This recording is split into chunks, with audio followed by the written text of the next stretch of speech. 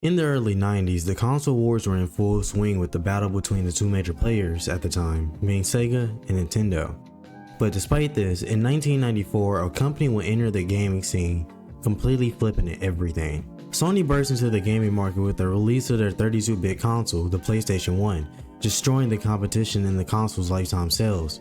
With the release of this console, the world saw a huge surge in the creation of games that would change gaming forever. Of course, some of these obvious games were Final Fantasy VII, Metal Gear Solid, or even Resident Evil.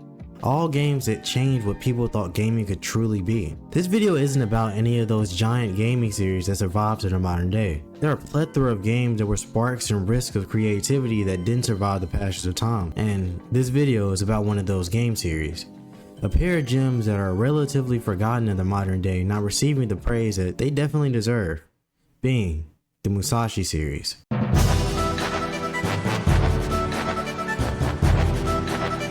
In 1986, a Japanese video game developer and publisher would be founded by Masafumi Miyamoto.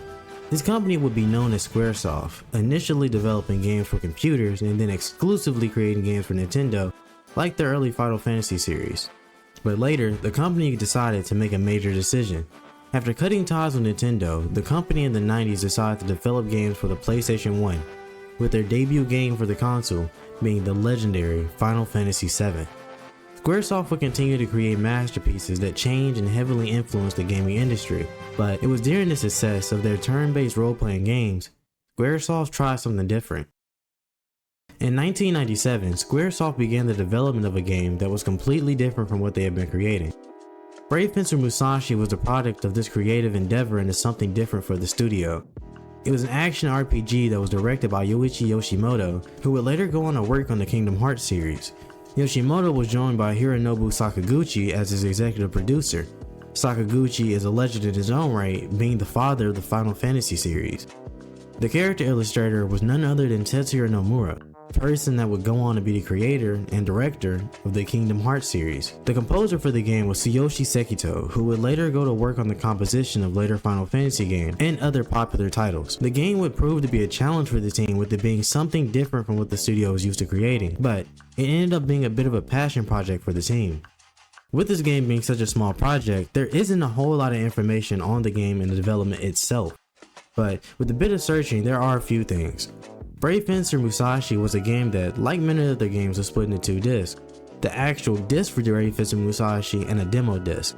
And I have to say, the actual disc for Brave Fencer Musashi is clean, with the case for the game featuring a chibi-like version of Musashi on the Japanese cover, but when the game was brought to America, they changed the front cover, probably for a quote-unquote more eye-grabbing look for an American audience. The promotion for the game was sparse, with there being a few small advertisements for the game in magazines. Now, I should say that it definitely didn't help with getting eyes on the game when it was placed beside titles like Xenogears, Parasite Eve, and Saga Frontier. The biggest attention grabber about the game was that it came with the demo disc for the upcoming Final Fantasy VIII. With this little promotion, it's not very surprising the game isn't very well known. But through all of this, the team's creative endeavor would finally be released on July 16, 1998 in Japan. But that's enough of talking about the history of the game. Let's dive into the game itself. I plan on talking about the different aspects of each of the games, starting with the world and the main characters, the uniqueness of each game, the combat, the gameplay, and then finishing up with a walkthrough of the story, being a bit of a guide for those who have never seen the game before. Brave Fencer Musashi is an action RPG that follows our protagonist Musashi in his quest to save the princess of the Alucanic Kingdom from the Thirst Quencher Empire. Musashi is summoned by the princess of the Alucanic Kingdom, Follette, after the Thirst Quencher Empire attacks the kingdom. After being summoned, the members of the castle equip Musashi with the sword Fusion and send him on a journey to get the legendary sword Lumina and unlock his powers to rescue the princess. To unlock the powers of Lumina, Musashi searches the world for the 5 elemental scrolls. Now, Musashi himself is based on the legendary swordsman Miyamoto Musashi from Japanese history, with many aspects of the story stemming from his real-life counterpart, with the main one being Musashi's use of 2 swords like the historical figure that founded the Nito Ichiryu style, which used a long and a companion sword. This information isn't important to the story's major plot points in any way, but it's a nice nod to those who are familiar with Japanese history. The villain of the game is the Thirst Quencher Empire, The Empire is a pun itself on soft drinks, with the main villains of the Empire having names based on different sodas. This is actually different from the Japanese version of the game, with all the characters in Thirst Quencher Empire being named after different alcoholic beverages. In the English release of the game, any kind of mentions of alcoholic beverages will be removed and replaced in some way with soda, and this causes a few weird scenes in the game where characters are clearly drunk, but it's referred to them as drunken too much soda. The premise for the game itself is extremely simple, but it's in its execution of this simple concept that is truly what makes the game something special. A clear example of this is in the writing and the interactions with the characters. The writing and the humor in the game, despite being almost 30 years old, continues to hold up, with many of the characters having dialogue that caters to that character, like Stuart Ripson for example, who speaks with a TH added to many of his words. Thou art beeth correcteth. However, they will not sitteth around quietly. Musashi constantly interacts with the characters and has reactions similar to what the player would be thinking, kind of like, what's up with this guy, or they're kind of annoying reactions. Just like the princess.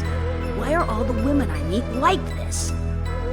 The game functions on these kind of interactions, with them being unimportant to the story, yet one of the game's greatest charms. The silly antics that Musashi and the other characters perform during the game is what makes it so special, not taking itself extremely seriously and letting the silliness set in from time to time.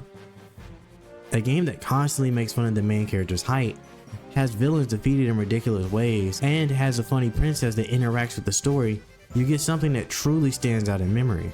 It's not possible for me to reference every single funny thing that happens in the game, but the humor and the characters are genuinely one of the best parts of the game. But this is an actual game, so I should probably talk about how you actually play it. As explained earlier, Musashi is sent on a journey to get Lumina and rescue the kidnapped princess. To get the powers to stand up against the Thirst Quencher Empire, Musashi needs to find the 5 elemental scrolls and then defeat the Crest Guardian to liberate the respective elemental crests. The basic gameplay cycle of the game revolves around Musashi finding information on the location of these scrolls, finding the scroll, journeying to defeat the Crest Guardian, and then using his newfound power to find the other scrolls. But it's impossible for Musashi to find them alone, so he visits the Alakani Castle and Grillen Village that is at the base of the hill that the castle stands on. In the castle, Musashi can rest in his room and visit the other residents of the castle that he has saved throughout the game. And this is a pretty important part of the game, as these residents can help Musashi in various ways, from teaching him abilities to creating items for him. Almost everything in the game revolves around the village and its residents, which leads Musashi to finding the scrolls in one way or another. The residents in the village will a lot of the time have a problem that Musashi will offer to help with, and during his quest to solve this problem, he may find information about the scrolls or simply may find the scrolls himself. In this way, things that may seem miscellaneous or like side quests turn into important quests for the story. I think that this is done in an extremely interesting way. Areas that are passed through for one of these side quests have something in them that may be needed later on, so when the game says you need to find something, most of the time you already know where said thing is. Grillen Village does have many other functions, but we'll get into those more when diving into the gameplay. In terms of gameplay, Musashi is a very simple game that is easy to pick up. You can move Musashi around with the analog stick and jump with X. The camera can be controlled with the triggers, but in some areas the camera is fixed. Most of the information you will need is located at the bottom of the screen. In the bottom left corner, you can see the equipped weapon or skill along with the HP bar and the BP bar. The HP bar itself represents Musashi's health, and the BP is kind of like a skill or a mana bar. Both of these can be increased later in the game, with HP being increased via longevity berries and BP being increased by rescuing people from Bencho fields. Now, Bencho fields themselves are these green diamonds that are scattered throughout the world, having the residents of the castle trapped inside of them. Bencho fields can be broken using Lumina, and this saves the trapped resident, also increasing max BP. The BP bar drains slowly over time and can be filled back up by eating things or having Musashi sleep. While on the topic of sleeping, Musashi has a tiredness gauge that affects his gameplay. As time passes, the gauge rises and causes Musashi to become more sluggish, decreasing movement speed and also lowering attack power. If the tiredness gauge reaches 100, Musashi falls asleep in place. This can be combated by sleeping in the castle for free or by buying a room at the inn. Musashi himself can actually sleep in place by hitting select and then using the sleep ability. This is convenient, but you have to wait for the gauge to slowly go down, and when using the sleep ability, the tiredness gauge can be lowered to only around 20% of tiredness, never 0. So before heading out on the quest, I do recommend getting the sleep gauge to 0 somehow. On the bottom right of the screen, you can see the amount of money, the equipped fusion skill, and the current day in the cycle. Speaking of the day cycle, I should discuss the day-night cycle in this game. As time progresses in the game, it'll switch from day to night like real life. This cycle affects many aspects of the game, with many things only being available during one or the other. The shops in the village provide different services, with them opening and closing depending on the time of day. So during the game, you have to wait for the shops to open, and this can be a bit annoying, but it can be quickly passed by sleeping. Other than the village, there are other things that are time dependent, like the Minku. These are nocturnal creatures that can be found near animal dung spots during late night. Miku can be caught, with them dropping longevity berries that increases max HP. So it's important to make sure to come back to these spots during the night. Some of these items in the game also function on the day and night system, with some of them going bad after a few days of being bought. So it's key to keep in mind of the day-night system to properly manage and buy items. As for the shops, there are a few in the village, with them being the Fluffy Puffy Bread Shop, Hilda's Grocery Store, Hotelo's Inn, Manic's Restaurant, a pawn shop, a toy store, and the church. The bread shop is run by Jam, who has a face of pure happiness throughout the entire game, and at her shop she sells bread that restores BP when consumed. Hilda runs the grocery store that sells HP and status restoration items. At Hotelo's Inn, you can buy rooms of varying qualities that allow for differing amounts of sleep restoration. The restaurant is a place that sells items and allows you to talk to the townspeople. At the pawn shop, the many items that you find during the game can be appraised and sold here for money. The toy shop sells toy figurines of the different characters and enemies in the game. After buying the toy, you can go back and return to Musashi's room at the castle to view the different models of the characters. I think this is a bit of a neat feature that they didn't have to add, so it's a plus for me. And finally, at the church, you can have your poison status effect healed. There are other buildings in the village that are homes to some of the other residents, but the most important one being the chief's house. Here, if you don't really know what to do, you can come back and talk to the mayor, and a good amount of the time, there will be dialogue to help you progress. As for the combat, it's simple. Using Square, Musashi attacks with fusion being the light attack, and attacks with Lumina via triangle being the heavy attack. As you progress through the game, you can get more access to combos that are a combination of attacks that do a lot of damage. But these weapons give Musashi a plethora of abilities. Fusion itself has the ability to take abilities from other enemies in the game, with some of these abilities being used for combat and others for puzzles. The ability to steal can be done by pressing the right bumper to charge the gauge on the side of the screen, and then pressing square to throw fusion into that enemy. After sticking the enemy, the square button has to be mashed, and when the gauge is filled back up, the ability is stolen. Using these stolen abilities consumes the BP gauge, so it's best to make sure to use the abilities carefully. When the BP gauge is at 0, Musashi becomes weaker and honestly a lot slower. But later, after collecting the scrolls, the power of the scrolls can be changed by charging the gauge and then pressing the triangle button. Musashi has stats to determine how strong his combat abilities are, with them being Body, Mind, Fusion, and Lumina. Body is overall strength and is increased by defeating enemies, while Mind is defense and is increased by walking around. Fusion and Lumina are a bit more self-explanatory, with them being how strong the respective weapon is, and are leveled up by using that respective weapon. Throughout my playthrough, I can say that there isn't a major need to focus on leveling up these stats, but it is possible to level them up quickly if that is what you focus on doing. Each of these stats have level caps that can be increased throughout the game by defeating the Crest Guardian. One of the most important aspects of the game is the magic that Musashi obtained throughout the game. The magic in the game is gained through finding the scrolls of that respective element, and this allows for Musashi to use the element of that scroll. The use of magic other than the assimilation abilities is what most of the game's puzzles revolve around. In the game, there's the earth, water, fire, wind, and sky scrolls that each have different abilities, with some of them being able to be used in combat. The earth scroll makes Musashi perform a ground slam that in the world can cause boulders to fall and in combat can stun enemies. The water scroll allows for Musashi to shoot water that can extinguish fire and also run on water while the ability is active. The fire scroll allows for Musashi to shoot fire that can melt ice and light torches. The wind scroll gives Musashi the ability to dig and spin around. While spinning, Musashi can blow away poison gas and fight against strong wind. And anticlimactically, the sky scroll allows for Musashi to hover after jumping. Luckily, unlike a lot of games from this era, the type of magic that is needed to complete the puzzle is relatively easy to understand.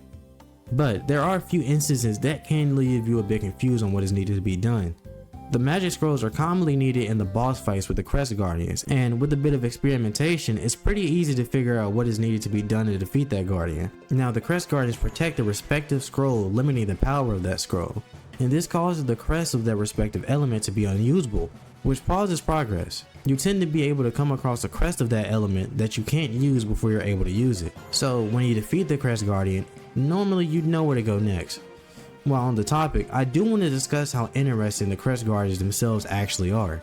Each of them is distinct in their design, and each have boss fights catered to that guardian, like having to use the water scroll to weaken the fire monster guarding the water crest. The bosses in the game have a good amount of variety to them, from golems to dragons to giant ants, and it makes each boss fight stand out from everything else that happens in the game. Now, other than the basis of gameplay and the bosses, the game does provide many forms of actually playing the game. In the game, there are a variety of mini games that provide a decent change in gameplay, whether it's controlling a raft down a waterfall or dodging bugs on a platform. These changes in gameplay are neat and add to the overall feel of the game, with creating a break from the normal flow of the game. In Brave Fencer Musashi, I think that the gameplay and the writing are some of the strongest parts of the game, which make it feel special. Both of these aspects of Brave Fencer and Musashi work together with a simple yet charming story to make a fun experience. So I do think it's actually time that we dive into the story from the very beginning. To start the game, we see the moon shrouded with clouds, with the title of the game appearing. We are then taken to Alakani Castle, where we see 3 people running downstairs. They are running from a threat that is attacking the castle, with them being Stuart Ribson, Butler Livers, and the Princess Follette. They reach a room that has a giant piece of benchotite that is explained by the alchemist is needed to perform the hero summoning. The princess then performs the summoning ritual, summoning our hero Musashi. But everyone is a bit troubled with this size, thinking that the ritual failed. This is a hilarious way to start the game, while also introducing the humor in the writing. Musashi then questions them about who they are and his whereabouts after he had an argument with the princess. They tell Musashi that he must save the world if he wants to return to his own. So they equip him with Fusion, a sword that can take the ability of enemies. They give him a sheath for the legendary sword of luminescence, Lumina. Also, they give him a note that tells him exactly where he needs to go to retrieve the sword. Musashi runs out of the castle to get the sword before the princess can even finish explaining everything.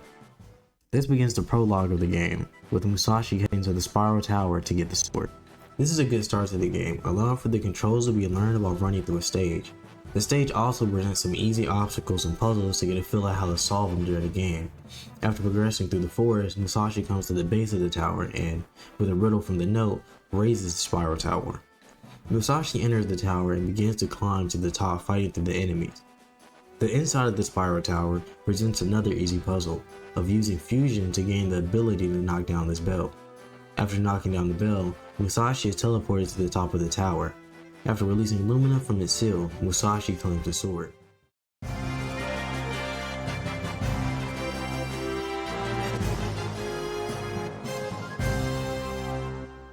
The tower then blows up, with the head falling down and chasing Musashi back through the forest until he makes it back to the castle. This first level of the game is exactly what hooked me to it. It establishes many of the gameplay loops, from the use of Fusion to complete the puzzles to the combat during the levels. The silly change of gameplay to running from the head hones in on the silliness of the game during the gameplay, rather than just in the dialogue. After entering the castle, Musashi finds that the princess has been captured by Rutrick, a lieutenant of the Thirst Quencher Empire. Rutrick traps Musashi in a ring of fire, and with the use of Lumina, Musashi escapes, but so does Rutrick with the princess. Rutrick summons a Steam Knight to fight against Musashi. This is the first boss battle of the game, and it's quite easy. The Steam Knight attacks with Steam, a ring of fire, and a wrecking ball. To damage the boss, you have to attack the feet, and while the knight is stunned, you attack the green gem. After lowering the Steam Knight's health, the boss fight is then taken outside, with the fight pretty closely matched in the beginning, with it leading into town. Musashi then knocks the Steam Knight down a cliff where it explodes, and then Musashi falls asleep on the spot. Musashi wakes in a room where Stuart Ribson and Butler Livers explain the situation to him. They explain that after the fight with the Steam Knight, they brought him here to rest, and that the princess was kidnapped by Rutrick. Stuart Ribson explains that Musashi needs to collect the 5 elemental scrolls so that he can unlock the true powers of Lumina. After, they explain that many residents of the castle are still missing as they have been trapped in Bencho fields. And Butler Livers explains that Bencho fields, the large green diamonds, can be broken with Lumina. He hands Musashi a list of the missing residents and a Bencho field sensor. After, he asks him to rescue them. Livers tells Musashi that Grillin Village is located at the base of the mountain and that Musashi should use it as his base. Ripson then says that Musashi should head to the castle library so that he can study up on the world. So Musashi heads there. Here in the library, the scribe Shanky will read to Musashi the lore of the world. Here we learn about the legend of brave fencer Musashi in this world. According to the legend, in this world, Musashi was a hero that defeated and sealed away the Wizard of Darkness using Lumina. Lumina is a sword that with the 5 elemental scrolls collected can exhibit extraordinary powers. The 5 scrolls, the Earth, Fire, Water, Wind, and Sky scrolls, are the powers of the Wizard of Darkness split and sealed into the scrolls. The 5 crests are these symbols that are tied to the respective scroll, and they can be used to open hidden paths of the respective element. The brave fencer Musashi in the legend also had a set of legendary armor that was split into 5 pieces. Benchotite is a powerful form of energy that is mainly mined around Alakani. When underground, it is in a liquid form, but when it is exposed to air, it crystallizes. Benchi Colon is a fuel that is created by refining said benchotite. It has a variety of uses industrially to household uses, so it has become essential to everyday life in this world. There are villages that have been set up to mine the benchotite, with the Grillen village being one of them. The problem is that benchotite in its raw form is highly toxic and can mutate both plants and animals. As of now, this is all the information that can be learned in the library, so we then head to Grillen village to get more information about the 5 scrolls. With the gondola being broken, Musashi uses his 2 swords to go down the gondola line to the village. After reaching the village, Musashi introduces himself to the villagers and heads to question the mayor of Grillen. The mayor makes a proposal for Musashi to bring back the missing town dog in exchange for him giving information for the 5 scrolls. The mayor says that some of the people saw the dog heading towards Twin Peak Mountain, but that the entrance to the mountain is forbidden and that he can't get permission. So Musashi first looks for the guard of Twin Peak Mountain's entrance. The guard can be found in this forest path. After progressing through the area, you will find a guard trapped in the bencho field. Using Lumina to break him free, he will now allow you to get into the mountains. Twin Peak Mountain's entrance is located right next to the gondola from earlier. After entering, turn left and travel up the path to find Leno. You can take the ability of this mini monster to trick this giant ghost-like enemy to get to Leno. After carrying Leno back to the village, the mayor reveals that he doesn't really know anything about the scrolls, but that Musashi should ask the man outside of the town in stocks. The man in the stock says that he wants some bread and water, so Musashi buys some bread from the shop and gets water from the town well connected to the church. After getting the man bread and water, the man reveals that he is treasure hunter John. John says he will tell Musashi a secret if he is set free, so Musashi agrees and heads to the graveyard in Meandering Forest to get a key to rescue John. With Leno as his guide, Musashi travels to Meandering Forest. But now that I've gotten to enter this conversation, I have to say that I was really surprised to hear Steve Blum as John in this game. Well, I left the key to the stocks in a grave in Meandering Forest, because I knew I'd get out. I was so surprised that right after hearing his voice, I googled to make sure that it was him. But his voice acting of some of the characters in this game is an extremely nice touch. But back to the story. The entrance to Meandering Forest goes through a path that leads from the mayor's house. After traveling through the forest and using Leno's help to get the key, Musashi frees John from the stocks. When freed, John tells Musashi to meet him at the top of Twin Peak Mountain and that he needs to cut down 4 trees while climbing up the mountain. By following the same paths in the mountains, but traveling in further, which can be done by jumping on these wooden poles across the water, so Musashi heads back to Twin Peak Mountain and climbs up the mountain, using Lumina to chop down trees on the way to the top. While traveling up the mountain, there are people trapped in bencho fields, so make sure to explore a bit to get as many as possible right now. Now that we actually are progressing through the mountain, I can actually say that this is a very fun area of the game. Going into the mountain, then traversing into the cliffs, it feels like a realistic journey up the mountains. It's an area that's well designed so traversing through the area multiple times doesn't get too old too quick, or feel super redundant. After reaching John at the top of the mountain, he uses the logs to craft a raft for Musashi, explaining that a piece of the brave fencer Musashi's armor is located at the bottom of the lake, and this begins a mini-game of dodging the rocks while going down the mountain. You have 4 hits before you die, but if you do die, you spawn back at the beginning of the mini-game, which I think is something that should be appreciated after climbing the entire mountain.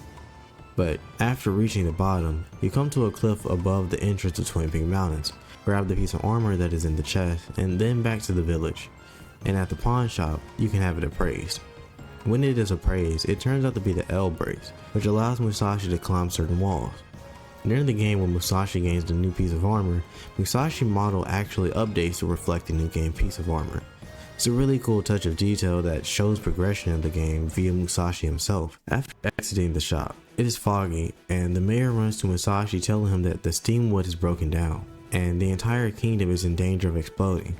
The mayor tells Musashi to find the administrator, who lives on the cliff near the gondola. Using the new power of the L-Brace, Musashi climbs the cliff that the administrator of Steamwoods lives on. After reaching the administrator, he is panicking, saying that Steamwood is going to explode in 24 hours. The administrator has no idea of how to actually stop Steamwood from exploding, so he hands Musashi Steamwood's manual and tells him to stop it from exploding. After taking the manual, there is a countdown for the next 24 hours in the game, and when it runs out, it is of course game over. The way to get the Steamwood is by going the same way to Meandering Forest, but turning right at the entrance.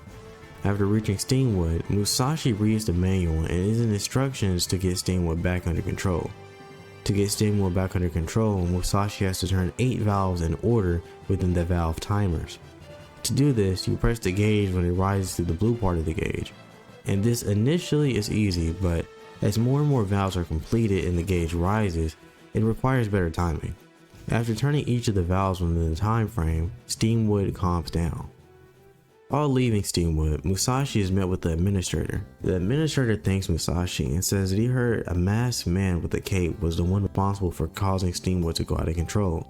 Musashi instantly recognizes this person as Root Trick, but the administrator tells him he should go meet with the mayor first, and that Root Trick has been seen at Twin Peak Mountains. When Musashi goes back to the mayor's house, he is rewarded with a longevity berry, raising Musashi's max health. Musashi then heads to Twin Peak Mountain to confront Root Trick. To get to Root Trick, head down the path to Twin Peak Mountains, and after dropping across the river, head left to a new area of the mountain. Here, we find Root Trick failing to climb up the wall of the mountain. Root Trick reveals that one of the 5 scrolls is actually at the top of the mountain, so the pair race up the side. While they rush up the side of the mountain, I want to ramble a bit. I think that Root Trick is a good example of how good the writing, humor, and translation for the game actually is. Root Trick is a character that speaks with a heavy southern accent and is honestly just stupid, but he's presented in a way that is quick and funny. His character is simple and has a potential to get stale and annoying very fast, so the use of him to create quick and funny back and forth with Musashi, then exiting, is honestly perfect. But back to the scroll. Musashi reaches the top of the mountain first, and at the top, Musashi tricks Root Trick into looking over the edge, and then knocks him over. With the Root Trick out of the way, Musashi has to get the scroll, and after using Lumina to break it free, Musashi acquires the first scroll.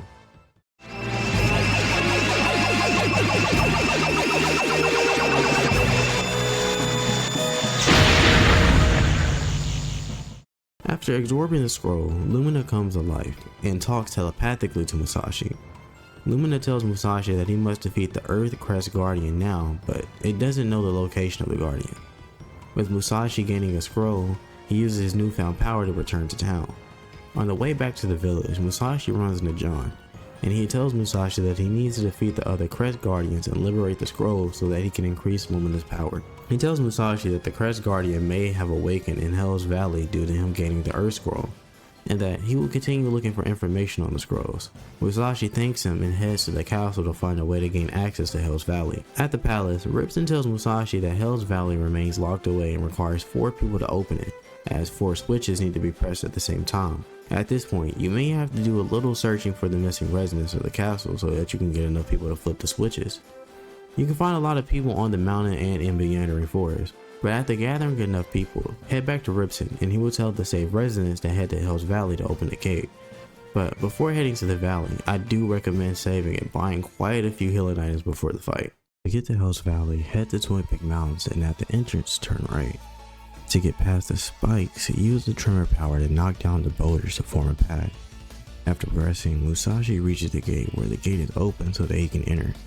I have to say that I really enjoy the use of pixel sprites here for the characters, and I think that is a shame because I don't really think that it's done at any other point of the game other than this. When Musashi enters the arena, they go over the battle plan, which I'll go over in just a second. After going over the battle plan, the Earth's Crest Guardian appears and begins to fight with Musashi.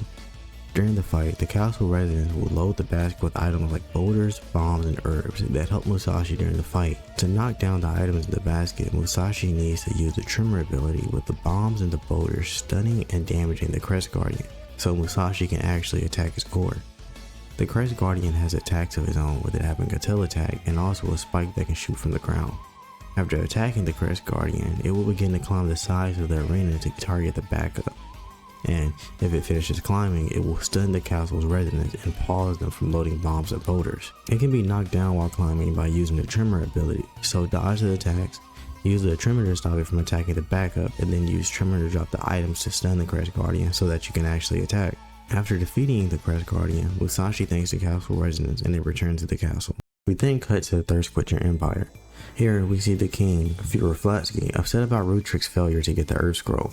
Bubbles, one of the lieutenants of the Empire, tells Flatsky that the mission Vanby is complete and will be successful in dealing with Musashi. Flatsky has a strong German accent that I find funny, while the girls, being Bubbles and her sister Ginger Ale, speak like stereotypical girls from the early 2000s, constantly using like in their dialogue. Ginger Ale teases Bubbles, and with Colonel Capricola reaffirming his loyalty to Fuhrer Flatsky, the second chapter ends. We begin the third chapter at night. We can see these monsters walking around the village at night, but they don't harm Musashi in any way. During the day, when Musashi heads to the town square, he sees the mayor and Hotello talking. They tell Musashi that Hilda's son Tim was attacked by one of these monsters that had been wandering around the town at night. They also say that if they don't make a cure for him, he will turn into a Vanby monster himself. So Musashi is sent to get the Mysteria flower, which only grows in the mine, while Hotello is sent to Twin Peak Mountains to get the Aquilin. Hotello tells Musashi that Wid the Windkeeper has the key to the mine, but that he sleeps all during the day, so that Musashi will have to talk to him during the night to actually get the key. I recommend on stocking up on items before heading into the mine. Musashi heads to the windmill at night and gets the key from Wid. Wid says that the flower specifically blooms in the underground lake, and that it only blooms from 3 AM to 7 AM. Musashi then heads to the mine's entrance that is located in the village to the right of the restaurant. The mine has plenty of poison enemies in it, so it can be a bit annoying to get through. But other than that, it's just platforming that can be moved through kinda quickly. When you get to the fan here, you'll want to wait for the fan to stop so you can fall down to get to the underground lake. After falling, go left to make it to the lake, and in the area after, there are a few people trapped in Bencho fields, so make sure to be on the lookout. Use the platforms to get to the middle of the lake where the flower is located. Here, if it isn't time for it to bloom, you can sleep until it does. But when the flower blooms, Musashi gets the flower and heads back to the village. And there, the mayor tells him that Hotello hasn't returned, so Musashi heads to Twin Peak Mountains to check on Hotello. When Musashi finds Hotello, he has given up completely and can no longer go on. He tells Musashi that if they don't give the remedy to Tim within the next 12 hours, Tim will turn into a Vanby. Musashi is angry with Hotello for giving up so easily, and so he heads to the top of the mountain in his place. For this part, you have to get to the top of the mountain to collect the Aquilin and get back to Hotello before the time is up. At this point, you may have already been in the mountain a few times, so it's not too bad. I say that, but I barely made it back the first time I did this. When Musashi is returning to town, he runs into Tim, who makes a funny jab at Musashi, saying that the mayor and Hotello saved him and that Musashi should try to actually be helpful for once. So Musashi chases him back to the village. After this, visit the bread shop and talk to Jam. She would tell you that after her mother passed away, her father goes to the restaurant every night, but now it's closed. So she asks Musashi to tell him to come home. She then informs Musashi that her father tends to be around the front of the restaurant at 6 PM. Musashi talks to Jam's father, and he drunkenly says that the restaurant is closed and that the staff is all staying in the inn. This is one of the moments where the censoring makes the actions not make sense. Obvious that he's trying to get into the restaurant so that he can drink, but he says that his head hurts because he ate too many pork chops. It's not really a super big deal or anything, and it doesn't really affect the game or story in any way, but it's something that stands out as weird while playing. Musashi heads to the inn to question the staff about the reason for the closure, and the staff say that they saw a monster coming from behind the counter of the restaurant. Musashi then heads to check out the restaurant in the middle of the night, but before heading there, I do recommend stocking up on items, and also visiting the castle to talk to some of the saved residents. If you have Knight B saved, he will teach you a new combo move that Musashi can use in combat. It's like this for the other knights in the games that you'll save later, so make sure to come back and talk to each of the knights every time you save them. When going to the restaurant at night, there will be Vanbies that come out periodically, so when the door opens, run in. When checking behind the counter, Musashi finds a passage that leads down. After entering, he finds soda bottles on the ground, and further down, Musashi runs into the owner of the restaurant. The owner drunkenly lies and says that he's down here trying to get rid of the Vanbies. He brings Musashi further in and says that behind a door with 4 eyes is the Vanby boss. Musashi says that he will get the door open and that the man should stay there. In this underground area, there are 4 different paths that have to be explored to reach each of the orbs. Each of these orbs are basically the keys keeping the main door closed. I would say that I found this area to be a bit difficult, having to go back to the village to restock a few times, but that could have just been me playing bad. There are a lot of monsters that do a lot of damage, and some that are just annoying to deal with in general, like the bats. There are a few of the council residents also trapped down here in Bencho fields, located throughout the dungeon, so make sure to be on the lookout for them. To get through some of the areas and complete the puzzles in the dungeon, you'll need to take the ability from this enemy. It gives the bowling ability, and this allows for cracked walls to be broken open. The worst thing about this underground dungeon is the dark teleporter maze that is in some of the paths. Normally, I'm the type that doesn't mind teleporter mazes, but this was pretty annoying, as one wrong guess in the many 50-50 choices you have to make takes you back to the beginning. This section was what made this area a lot longer than it needs to be for me. There's also fire paths that involves a lot of parkour and platforming over lava and fire, but this area wasn't that bad for me.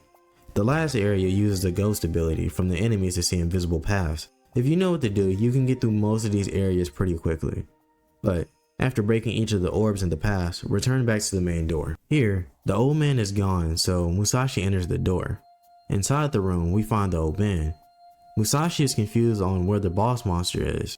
It turns out that the restaurant owner opened up the gate which freed the ghouls so that he can get the treasure in here. But the treasure ended up turning out to be a disgusting belt. Musashi is upset, and the old man gives Musashi the belt and vows to make the restaurant the best one in the village, despite it being the only one in the village. With the ugly belt, heads to the pawn shop to get it appraised, and it turns out to be part of the legendary set of armor. It is the L belt, which allows for Musashi to double jump. After leaving the pawn shop, Musashi is met with the owner from before, who tells Musashi that the well has dried up, and that with the rope inside the church, they could go check out the well. With the old man too scared to enter the church, Musashi heads there to get the rope. At the church, the priest tells Musashi that some thieves stole the bell from the church, and that he's been hearing sounds from the church at night. He tells Musashi to return to the church at 2 AM. From here, I recommend taking a quick nap, and at 2 AM, the priest lets Musashi climb on his back to get inside of the church from the roof. When dropping down into the church, Musashi is met with Bubbles, who makes fun of Musashi. The pair goes back and forth, with Musashi calling her old hag. She then demands Lumina, and Musashi of course refuses, so she sends Vambi soldiers that are stronger than the normal Vambis at Musashi. She escapes and leaves Musashi to deal with the soldiers. In this part, the Vambi soldiers can't be killed, only knocked back out of the circle that Musashi is trapped in. This is a survive until it turns day kind of situation, so you have to survive until 7 AM. At daylight, the monsters explode when the light from the outside hits them, so Musashi escapes, and the priest heads inside to grab the rope from Musashi. With the rope, Musashi heads to the well attached to the church and heads down to find out why the well is dried up. When entering, the bell that the priest said was stolen is there. Walk through the underground paths to find the water scroll in the middle of the well. With the water scroll, Musashi can walk on water, so use the ability to head to the golden bell that was stolen from the church. Pick up the bell and move it to the back of the well area to this passageway that leads to the mine. From here, you can take it back to the village. At the entrance of the mine, Musashi runs into the priest, who thanks Musashi and also gives him an angel statue. He says that the statue is a key that opens the door that leads to the fire god. Musashi says that the small engraving is familiar on the statue. I recommend saving and stocking up on healing items for this next part. With the statue, Musashi heads back to the underground area beneath the restaurant. Head directly forward from the entrance and you can use the angel statue to open up a door. Here in this room, use the power of the water scroll to travel across the water. From here, there is this platforming area with some enemies and obstacles that are a little annoying, but the area is pretty simple. In the next area, use the water scroll to shoot water and extinguish each of the 4 flames, and doing this will open the door on the far side of the room. On the other side of the door, Musashi runs into the water crest guardian, the relic keeper. As the guardian rises, it hits his head on the ceiling and it causes the ceiling to fall, and this makes it stuck in place for the boss fight. In this boss fight, the relic keeper is held in place and attacks with a fire spirit form. During the battle, the water scroll is your best friend. The water scroll is a form of defense and attack during this boss fight. The water bubble around Musashi provides a shield from a single hit, which is quite useful in this fight, I can't lie. Especially when you have to charge to activate the water scroll each time. Shooting water at the main fire spirit will weaken it until it is stunned, where the core of the crest guardian can be attacked. The water attacks from the scroll is weak and slow, being the worst part of the fight. The guardian moves fast, so you either don't hit it or you get very few hits in, and and with the water attack doing so little damage, this can be a bit of a long back and forth. The attacks themselves are pretty easy and simple to learn, but at the length of the fight, you are bound to get hit, so make sure to use healing items in the water bubble to negate damage. After the Crest Guardian is defeated, the ceiling that it was holding collapses in, causing the core to fall out. With this core, the water crest under the well is now liberated, and of course, Musashi base BP increases. As Musashi leaves, we then cut back to the Thirst Quencher Empire, where we see the princess held hostage. She has the idea to use the Bencho type that is in the room with her to summon another hero, as Musashi's taking a bit too long.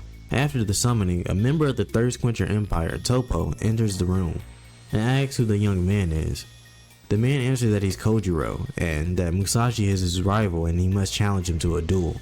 With that, so being the reason that he declines to save the princess. The princess says that Kojiro can return to his world without her, but Kojiro only cares about getting revenge on Musashi, so that doesn't change his mind. Topo offers to take Kojiro to Musashi, so Kojiro leaves with her, leaving the princess there again. You're not thinking of taking someone else's man, are you? How cruel! Here, like Musashi, Kojiro is based on the real-life counterpart Sasaki Kojiro that was a rival to Miyamoto Musashi, but with this, the third chapter ends. At the start of the next chapter, Musashi has returned to the village where he goes to speak to the mayor. When reaching the mayor's house, the mayor's wife said that he has caught a cold, so she then asked Musashi if he would like to be a mayor for a while, which Musashi agrees to but ends up being his assistant. She tells him that his first job is to restore the dried well, so Musashi heads there and activates the water crest, restoring the water in the well. After that, two people enter the well, being Ben and Ed, the thieves that stole the bell from the church earlier. They have a conversation about the bell, with it being their backup plan for if Capricola gets rid of them. Musashi sneaks up on them and asks them who Capricola is, and they panic with Musashi being there. Musashi then reveals that he was returning the bell back to the church, so the thieves get mad and escape from the well. From here, if you head back to the entrance at night, there's a Miku spot that you can get a longevity berry. After leaving the well, I recommend heading to the forest where John was in the stocks. Here you can now activate the water crest, and under the water you will find the glasses. That, or when appraised, are part of the legendary armor. The goggles allow for you to appraise items without the use of a pawn shop, which is very handy. With the well fixed, head back to the mayor's house, and the mayor's wife will give you another task. The task is to fix the gondola, which needs a new gondola gizmo, so Musashi heads to the castle to ask Ribson about it. This part requires you to have 3 of the carpenters saved, as they know what the gondola gizmo looks like. Ask each of them about the gondola gizmo, and they will give you each a different clue of what it looks like. I do recommend writing down or taking pictures of each of the descriptions, as if you get the part wrong, you have to run all the way back down to get it. So, please learn from my mistakes. After getting the descriptions, head to Wid in the windmill to learn the location on the gondola gizmo, which is located in the mine storage area. Head back down into the mine, and after dropping down where the fan is, head to the right this time. This is another simple platform area that has a few obstacles like the rest of the mine. After reaching the storage room and using the descriptions from the carpenters, get the right part. With the right part, head back to the castle, and if it is the right part, the carpenters will begin repairs on the gondola. While the gondola is being repaired, Musashi takes a nap in his room at the castle. When Musashi wakes up and returns to the village, it is all on fire. Miss Governs tells Musashi that he needs to put out the fires as the residents are trapped in their houses. So using the water scroll, Musashi puts out each of the fires. After the fires are extinguished, Miss Governs tells Musashi that she doesn't know how the fire started, but she saw 2 men staring at the church while talking. Musashi thinks that it must have been the thieves that he ran into earlier. In the morning, return to the mayor's house, so the mayor is back in good health, and the mayor hands Musashi a calendar, while Miss Governs hands him rock salt. With the rock salt in hand, Musashi heads to Somnolent Forest to find a use for the rock salt. At the path that leads to Meandering Forest, head left to the path that leads to the Island of Dragons. At the entrance to the path, there is a giant slug. Musashi then uses the rock salt on the giant slug and it shrinks down, then scurries away. Musashi then heads to the Island of Dragons, wondering if the giant slug was a product of the Bencho type mutation on animals. At the entrance to the mine, there's a Bencho type field that has a blacksmith, so make sure to rescue him, as if you speak to him later in the castle, he will upgrade fusion. While Musashi is heading through the path, he finds a chest that has little money in it, and it has a funny description. Once again, it's the small things in this game that gives it so much charm. Musashi uses the water scroll to reach the water crest in the middle of the lake. and when activating the water crest, the water recedes. Underneath where the crest is, Musashi locates the next scroll, with it being the fire scroll. Musashi is then confronted by Kojiro, who has a princess, and challenges him to a duel. Musashi has a duel with Kojiro. This fight isn't very difficult, with the Kojiro for the most part just shooting projectiles. After Kojiro shoots a projectile, attack, and then back away from him and repeat. With this strategy in this cycle, this fight is pretty easy. After defeating Kojiro, Musashi takes the princess back to the castle. After reaching the castle, Ripson thanks Musashi for saving the princess, and after, Musashi and the princess think Musashi's journey is over now. Ripson breaks the news though that Musashi's journey is not over, as peace has not been restored, and that the Thirst Quencher Empire is still a threat to the kingdom and the princess. Ripson then gives Musashi the task of seizing the thieves that set the town on fire. To find the thieves' hideout, Musashi needs to ask the mercenaries that live in the castle, so you need to make sure that you have those people rescued. If you've been exploring a bit in the past few areas, you already probably had them rescued. If not, do a bit of searching in the previous areas with the new powers of the scrolls to find more people and upgrades. Also, make sure to talk to the blacksmiths that have fusion upgraded. Also, last side thing for now, using the new abilities from the scrolls, you can head to Twin Peak Mountains to find the cloth. With the cloth appraised, it is the legendary cloth, and if you have the Weaver Rescue, you can make either the legendary gloves or the legendary quilt. The legendary gloves increase Musashi's chance to deal critical hits, while the legendary quilt makes it so that Musashi can lower his tiredness gauge to 0 while napping outside. But back to the thieves' hideout. Musashi asks each of the mercenaries for information on the thieves' hideout. Each of the mercenaries will show you part of a message that reveals how to get to the thieves' hideout. The first part tells the location, being Meandering Forest, and a series of shogi pieces that will tell you how to move. And the second piece of the message from the next mercenary tells the direction. The final part of the clue is just saying that straight ahead means go up regardless of the direction that is faced. So Musashi heads to the Meandering Forest from earlier to find the thieves. And I also recommend stocking up on items because you're gonna want to do this next part in just one go. Now, if you're like me, this completely flew over my head. But essentially, you move in the direction that the second part of the message says, while moving in the way that that respective shogi piece will move. For example, the first step is go to left, which means go one screen to the left, as a gold piece in shogi can only move in one space in one direction. Knight right is a bit more confusing, but the knight in shogi, like chess, moves in an L shape. So you will move up 2 screens and then to the right 1 screen, and you will do this again for the next step. After that, the next step is knight left, which is the exact same, except you move up 2 screens and then instead go left. For the final step, you head directly up 4 screens in a row to reach the thieves' hideout. Now, after all of that, Musashi arrives at the frozen palace that is thought to be the hideout of the thieves. Once entering, Musashi runs into Ginger Ale from the Thirst Quencher Empire, but the two have never met, so they don't recognize each other. Ginger Ale tells Musashi that the thieves are no longer there, and she then leaves, while Musashi decides to search the palace for clues about the 5 scrolls. The frozen palace is decently big and has a lot of enemies, with them being pretty annoying, I can't lie. And with the palace being ice, the fire scroll ability is used to melt things like doors and ice spikes. The Musashi robots are the most annoying thing here, with them copying your inputs. The main room of the palace is split into 4 different paths that need to each be explored. To start exploring, head into the path next to the door with a red mark on it. Go through the rooms until you reach a door with a red eye in the ground. This is a challenge room where the challenge is written on the sign in the room.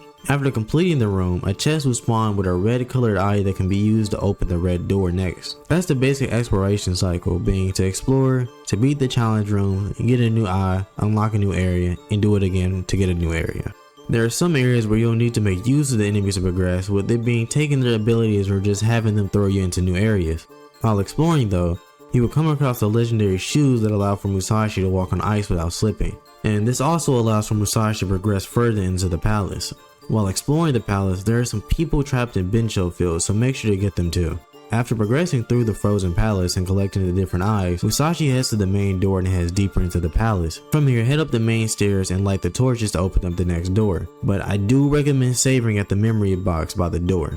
Musashi heads into the next room and hits the button on the ice dragon statue. This opens up a trapdoor underneath him. From here, continue by melting the ice with the fire scroll ability. After progressing a bit, Musashi runs into the fire crest guardian, the frost dragon. Now I will say that this boss took me a while, as after going through the frozen palace I was low on health and healing items, but I didn't really want to head back to the village. Like the previous Crest Guardian, you need to use the fire scroll to weaken the boss before you can actually do damage to the main core. In the first part of this fight, it's a bit of a matador fight, with you having to dodge and attack the frost dragon as it charges towards Musashi. After doing this for a bit, the frost dragon will crash right into the platform, allowing for Musashi to progress. The next part has the frozen dragon destroying the platforms behind Musashi as you melt the ice spikes to move forward. At the end of the path, the fight truly begins with the dragon attacking Musashi with the various attacks, but most of them are pretty easy to dodge if you're patient. After the frozen dragon does the ice beam attack, the dragon rests, and this is when you can attack with the fire scroll to stun it. While it is stunned, attack the glowing part with Lumina to actually do damage to it. Do this a few more times and the fight will come to an end. At the end of the fight, the Crest Guardian drops his core that increases Musashi abilities, and after the Crest Guardian is defeated, Musashi returns to the village, where we then cut to the Thirst Quencher Empire. Here back in the Thirst Quencher Empire, Capricola scolds the thieves that attack the village, and they plead for his forgiveness. Capricola tells them that they don't have to worry about ginger ale or bubbles since they're out looking for Musashi themselves. He continues saying that depending on Topo's situation, they may have to change their plans. And the thieves swear their loyalty to Capricola, and this ends the 4th chapter. When Musashi returns to the village, he is met with the mayor, who tells him that something bad has happened and that Musashi is to talk to the shop owners in the village to learn more. Musashi comments on why he couldn't just tell him what happened, but Musashi heads to the shop owners to talk. Musashi goes around the town and talks to the shop owners and learns that the princess came by each of the shops and took their money for repairs on the castle. Hearing this, Musashi heads to the castle to get answers.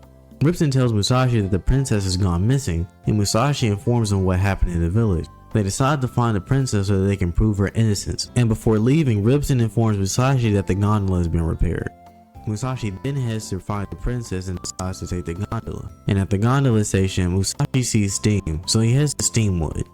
At the Steamwood entrance, Musashi finds the administrator on the ground. The administrator explains that he locked the princess inside of Steamwood, and he continues saying that after she had him bring him to Steamwood, she attacked him. He locked her inside and then removed the handle that he had just gave to Musashi. Musashi heads in to see the princess and get Steamwood back under control. The timer for Steamwood exploding begins, and this is basically the same as last time. When entering, the princess is talking about bento types being able to be refilled at soda fountain, and says that she'll need to report this to Capricola. She then turns around to Musashi, and it's clear that she has a tail.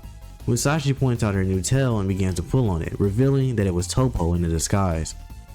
She tells Musashi that she's part of Leader's Force that works under Capricola. Topo then escapes and leaves behind the money that she took from the shop owners. Musashi takes the money and focuses on getting Steamwood back under control. This is basically the same program as last time, but some of the valves are scattered around Steamwood, so you have to actually find them before you can turn the next valve. Also, on the floor, there's steam blocking the walking path, so you may have to go around or jump around to go up the different levels of Steamwood. I do recommend finding all the valves first, putting them in the place they should go, and then trying to turn the valves in order. After turning all the valves correctly, the same as last time, Steamwood is saved again. Outside, the mayor and the administrator are waiting for Musashi. Musashi explains the situation about the princess being a fake, then hands the money to the mayor.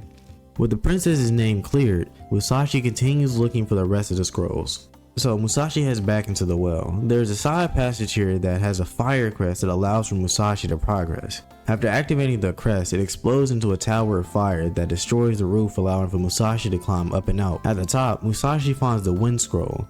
With the power of the wind scroll, Musashi digs his way down from the cliff. He falls down right beside the sisters from the Thirst Quencher Empire. They start discussing what to do with him when Musashi begins to wake up. This startles Bubbles, who accidentally traps Musashi in the bento field. They leave and Musashi breaks out of the bento field using Lumina, and this also increases Musashi's BP a bit. Musashi considers what will happen when Lumina absorbs all the scrolls, but it takes too much effort to think about, so he continues back to the village. Back at the village, the kids are saying that they need help and a giant ant is attacking the gondola office. Musashi rushes to the gondola office seeing a giant ant mutated from the bento type. With the giant ant being on the gondola office, Musashi gets an idea, so he heads back to the castle and rides the gondola down. After being smashed, the ant retreats back underground, so Musashi follows after it. Before heading down, I recommend stocking up on items and saving. After falling down, Musashi uses the wind scroll to get rid of the poison gas. This area is similar to the mine, but there are giant ants to dodge and deal with. But this area isn't really difficult at all other than the number of things that can poison you. I genuinely think I spent most of this area poisoned. The worm-like enemies have the ability that you can steal with fusion that allows you to cure poison, so if you find them, make sure to make use of that. There are some points that require the Earth Scroll to be used to progress. The thing that I would say took me the longest is this jump here. To progress, you have to take the ability from the flower monster while on the other side of this gap. It can be a bit annoying to get the timing and the gauge right, but with a few tries it can be done. But after progressing and turning on this switch that activates the card at the beginning of the area, you can find the last knight. Make your way back to the card and Musashi will get on and start another dodging minigame, but in this time in a minecart. While in the minecart, you can move left and right to dodge the bugs and the gates, while you get 4 hits before the game is over. I would say that I think this section lasts a bit longer than it needs to be towards the end, but it's an easy and simple section. After making it through, there's a memory box and plenty of hills with the boss fight being just under. After digging a hole, Musashi falls and comes face to face with the 4th Crest Guardian, the Ant Queen. The Queen Crest Guardian fight has a few bits to it. She has a spike attack that can be seen by part of her body shaking, and another attack where she summons larvae to attack Musashi. The larvae can drop an herb that can heal the poison that some of her attacks do, and also the poison gas on the edge. The Ant Queen also has a slash attack and a grab. Now while the slash attack isn't that bad, the grab can be a fight ender immediately. It can be dodged easily though by jumping out of the way. Lastly, she has a poison ring attack that is pretty easy to dodge. After a bit, the Queen Ant will bring down her head, so attack it to stun it. Then use the wind scroll to fight against the wind and expose the core on the tip of the Ant Queen. Attack the core to lower the health bar, and after a few more times of this, the Ant Queen will be defeated. After getting the core and an increase in abilities, Musashi uses the wind crest to escape the cave. When Musashi wakes up, Lena was beside him.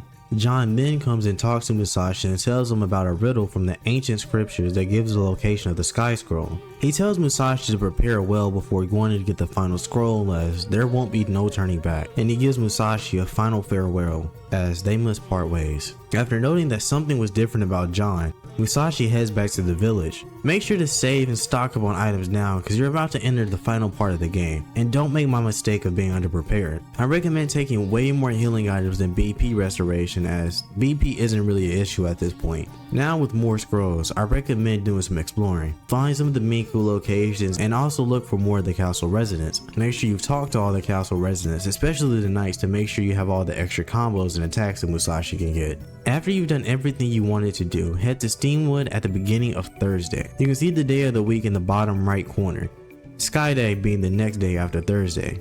On the way to Steamwood, there is a pipe that extends into the forest, so walk on top of it. At the end of the pipe, you may find a Bencho field along with the Minku location a little further up if you haven't been here already. You need to come to this area on Sky Day, otherwise you won't be able to activate the Wind Crest. From here, there are some different crests for the scrolls that Musashi has collected so far. Activate the crest and continue up to where the Sky Scroll is. Upon activating the Wind Crest, Musashi is sent into the sky where he is brought to a floating island in the sky. On the floating island, use the power of the scrolls where you see the crest for it.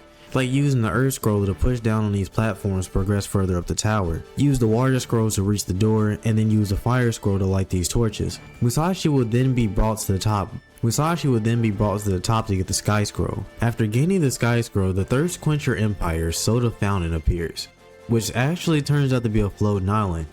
It attaches itself to the island that Musashi's on. Capricola then appears demanding Lumina, and of course Musashi declines and demands the princess. Capricola leaves Musashi with the decision of losing Lumina or the princess. Musashi tries to chase after Capricola but falls. Musashi then catches himself on a claw connecting the two islands. He uses the claw to then infiltrate Soda Fountain. This starts the final area of the game, and honestly it's a long one. There's a memory box at the beginning, so make sure to save there. To get through the beginning area, use the power of the Sky Scroll to float over the poison water. In this first area, there aren't many obstacles and many of them are pretty simple in themselves. But after a short walk, Musashi runs into Ben of Leader's Force. This begins the fight between them. Ben has a few different attacks that can be a bit annoying. For the bombs, moves towards the corner of the room after the ones in the corner explode. In this fight, Ben can be attacked after he performs an attack. Ben does have some annoying projectiles that I either couldn't dodge or barely did. Try really hard to conserve health here as there is a lot more dungeon left. After defeating Ben, Musashi continues on. and you can save here if you had a good fight. I recommend making it a new save though. The next area is a pain in the ass. It's a door maze, and if you go through the wrong door, then you get sent back to the very beginning. To get through the different rooms, you have to use the different scrolls to reach the correct door to continue on. First, enter the door on the far right. Then in the next room, use the earth scroll on the hazardous platforms to continue through the room and find the correct door. A note for this part: don't enter a door that you didn't have to work for. 90% of the doors here that are easy are the traps. In the next room, use the sky scroll to flow over the spikes, and then hover over these spikes to make them retract back to reveal the door. Next room, use the poles to head upwards to the next door. In the next room, use the fire scroll to light the torches to continue on, but don't enter the door on the far right. Use the sky scroll to get on this falling platform and then continue left to find the correct door. In the next room, use the fire scroll to extinguish the torches, and then this opens the platform. Reactivate the water scroll and then fall down to walk on the water, and then head to the door on the right. After entering the door, you are right above the beginning, so do not fall down or you will be as pissed as I was. But use the wind scroll to move against the wind and head left. The fin stops when you get close to it, so it's not that big of a deal. In the next room, use the sky scroll to flow over the spikes, down, then to the right, then drop down again and flow over the water, then go to the left. After all of that, you will finally reach the next boss. Ed is considerably easier. He has a large beam attack that leaves him stunned, so you can attack a lot after. His other attack is these bouncing balls that explode into flames. Try not to die here, as if you die you have to go through the entire door maze again. Or be an idiot like me and not save and having to start from the very beginning of Soda Fountain. After defeating Ed, Musashi continues on. This next area is above ground but has a lot of enemies to battle, so the extra attacks and combos that Musashi can learn really helps out a lot during this part. Some of the robots in this area also have pretty good assimilation abilities that can be pretty good for crowd control. The enemies in this area though also drop hearts that heal, so if you want to grind up health and levels, you can grind pretty easily in this area. Progress until you get to a wall and then climb, and after climbing up, fight the enemies and then break the fountain. Robots will then be let up, defeat them, and then take the lift back down. Progress through the next area, but there being a lot more robots that can be skipped depending on where they are. After a while, you will come to a robot in this circle that can be defeated with a 3-way assimilation ability. After that fight, progress just a bit more and Musashi comes face to face with Toppo from Leader's Force. This isn't really a normal boss fight, it's a game between Toppo and Musashi. Musashi has to follow the moves of Toppo, which each round gets faster with more buttons. If you fail, Musashi is pushed back into lightning and zapped, losing health, and this will make you start back over. For this, it's not about speed, but more so accuracy.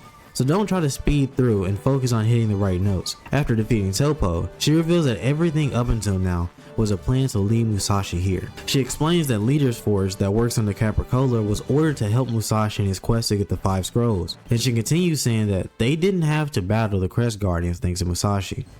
Musashi retorts with Lumina not being complete until he defeats the Sky Crest Guardian. But finally, Toppo reveals that the Sky Crest Guardian is actually inside Soda Fountain. Musashi leaves after saying that it doesn't matter if he doesn't defeat it. After continuing, Musashi comes to find Capricola, who has the princess hostage, and after yelling for the princess, he chases after them.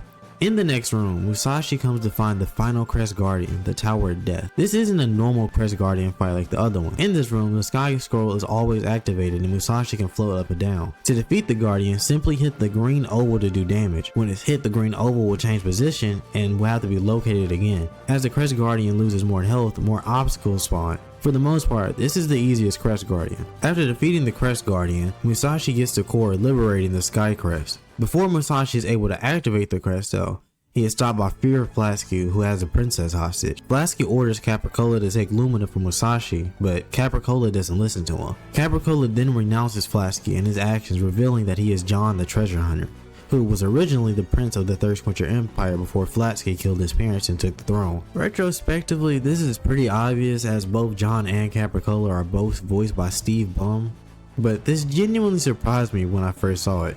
John has been working for Flatsky in order to get revenge for his parents. Before John can get his revenge, Rutrit sneaks attack John, shooting him in the back. John, while bleeding out, tells Musashi to not give Flatsky Lumina, but with no other choice, Musashi hands over Lumina, saying he won't let Flatsky have his way. Flatsky gets Lumina, and with him having no need for the princess anymore, he sends her flying. Flatsky then moves to activate the Sky Crest. When he does, it summons the Wizard of Darkness, Dark Lumina. Flatsky tells Dark Lumina to get rid of Musashi and the princess, but is actually killed by Dark Lumina. Dark Lumina says that it's finally free and that no one can stop him now. John explains that the Wizard of Darkness wasn't sealed by Lumina, it was sealed within Lumina.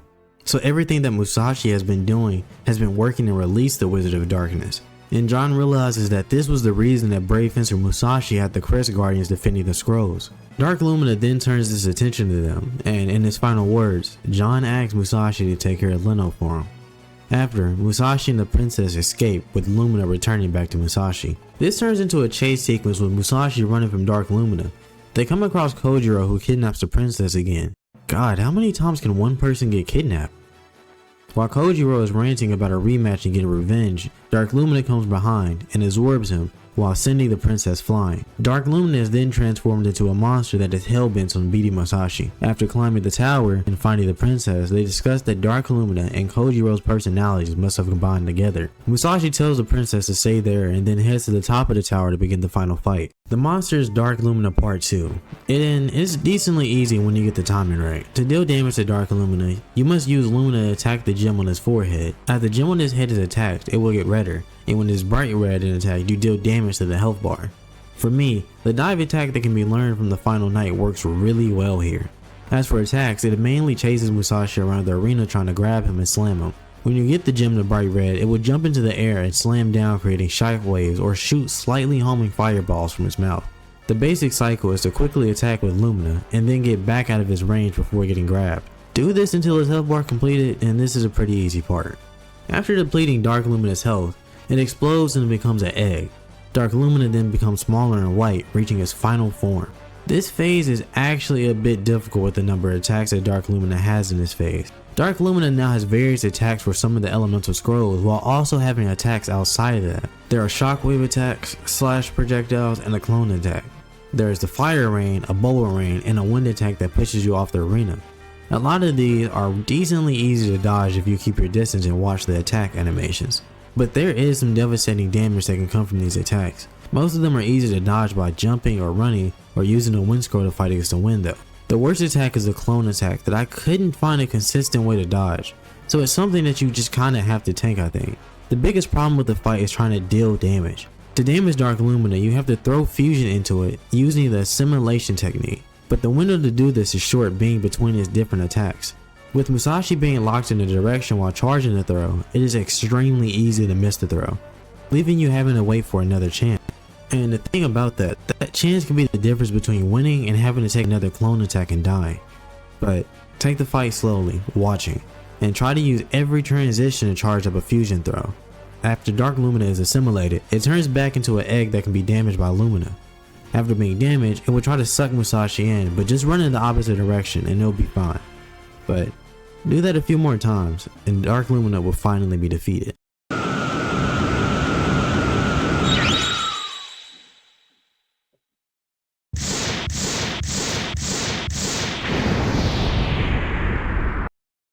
We then see a screen saying that the battle is now over.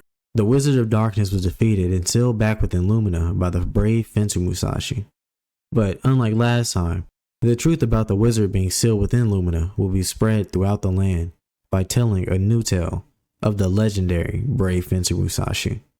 We then cut back to the castle, where Musashi and the princess have just arrived. The king and queen have returned and apologized for leaving on vacation suddenly, but they think the princess was mad and destroyed the castle. When they ask who Musashi is, she says that Musashi is the one that saved her life, and instead of telling the truth, has her Ripson agree that nothing happened during their absence. After the conversation, Musashi leaves to return Lumina. I'm the legendary brave fencer Musashi. How's it going, old man?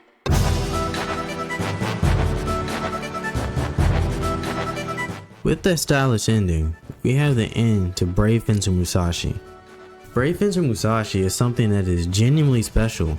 The humor, the gameplay, and the writing all come together to make a unique experience. Musashi himself as a character is likable and it has jokes that borderline break the fourth wall. The game isn't overly long, but it tells a story and provides gameplay without overextending. It doesn't attempt to create some kind of grand narrative, rather it sticks to a simple one in favor of focusing on the characters, their interactions, and their humor to create a defining experience. The graphics are that of a PS1, but it still holds decently well for its time. Of course, it's not the best in terms of graphics for the console.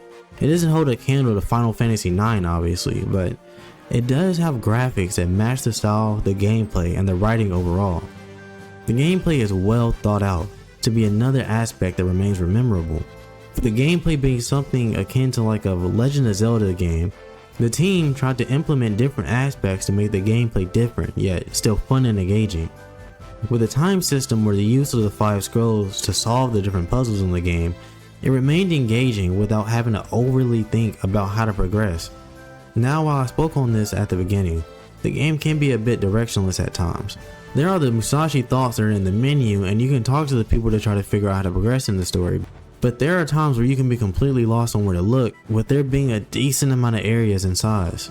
For example, you may know after defeating a crest guardian you need to find a respective crest, but may not know where that crest is.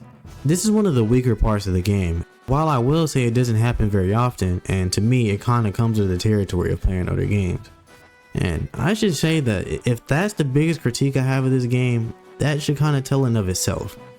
Brave Fencer Musashi is an example of what trying something new and taking creative risks can accomplish.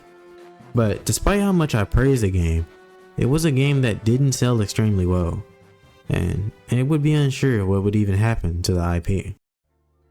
After the release of Brave Fencer Musashi in 1998, SquareSoft continued to dominate the era with the PlayStation 1, with the major releases of Final Fantasy VIII, Final Fantasy IX, Parasite Eve 2, and Vagrant Story in just the next 2 years. But with all good things, this streak of success would have to come to an abrupt end. At the start of the new millennium, SquareSoft and one of his major rivals in the industry, Enix, were in talks of merging the two companies. In the following year, SquareSoft would release a movie using the name of his most popular franchise, being Final Fantasy: The Spirits Within. This movie would be a complete financial failure, with the movie bombing at the box office, with the movie costing SquareSoft around $137 million to produce, while only grossing around $85.1 million. But this was built on the mismanagement of SquareSoft that was being faced by the rising development costs of modern games. These things working against Square would be the final nails in the coffin to complete SquareSoft's financial instability. These massive failures caused Enix to push back on the merger, now seeing SquareSoft as honestly a potential liability. SquareSoft will recover a bit in the following years with the release of titles like Kingdom Hearts that would help stabilize Square's financial situation. With the stabilization of SquareSoft,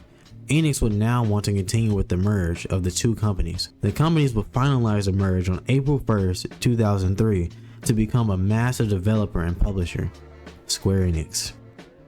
In just 5 years, SquareSoft was at its height in success, with it hitting an incredible low in financial instability, and this instability was a major factor in this merge with a larger company. All of this history is presented to truly represent the situation that the Musashi series found itself in. Brave Fencer Musashi was a title that was highly praised yet didn't sell extremely well.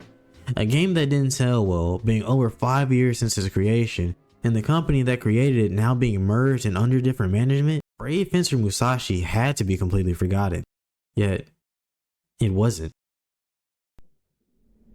From the land of the rising sun, a lone warrior was catapulted to a magical realm.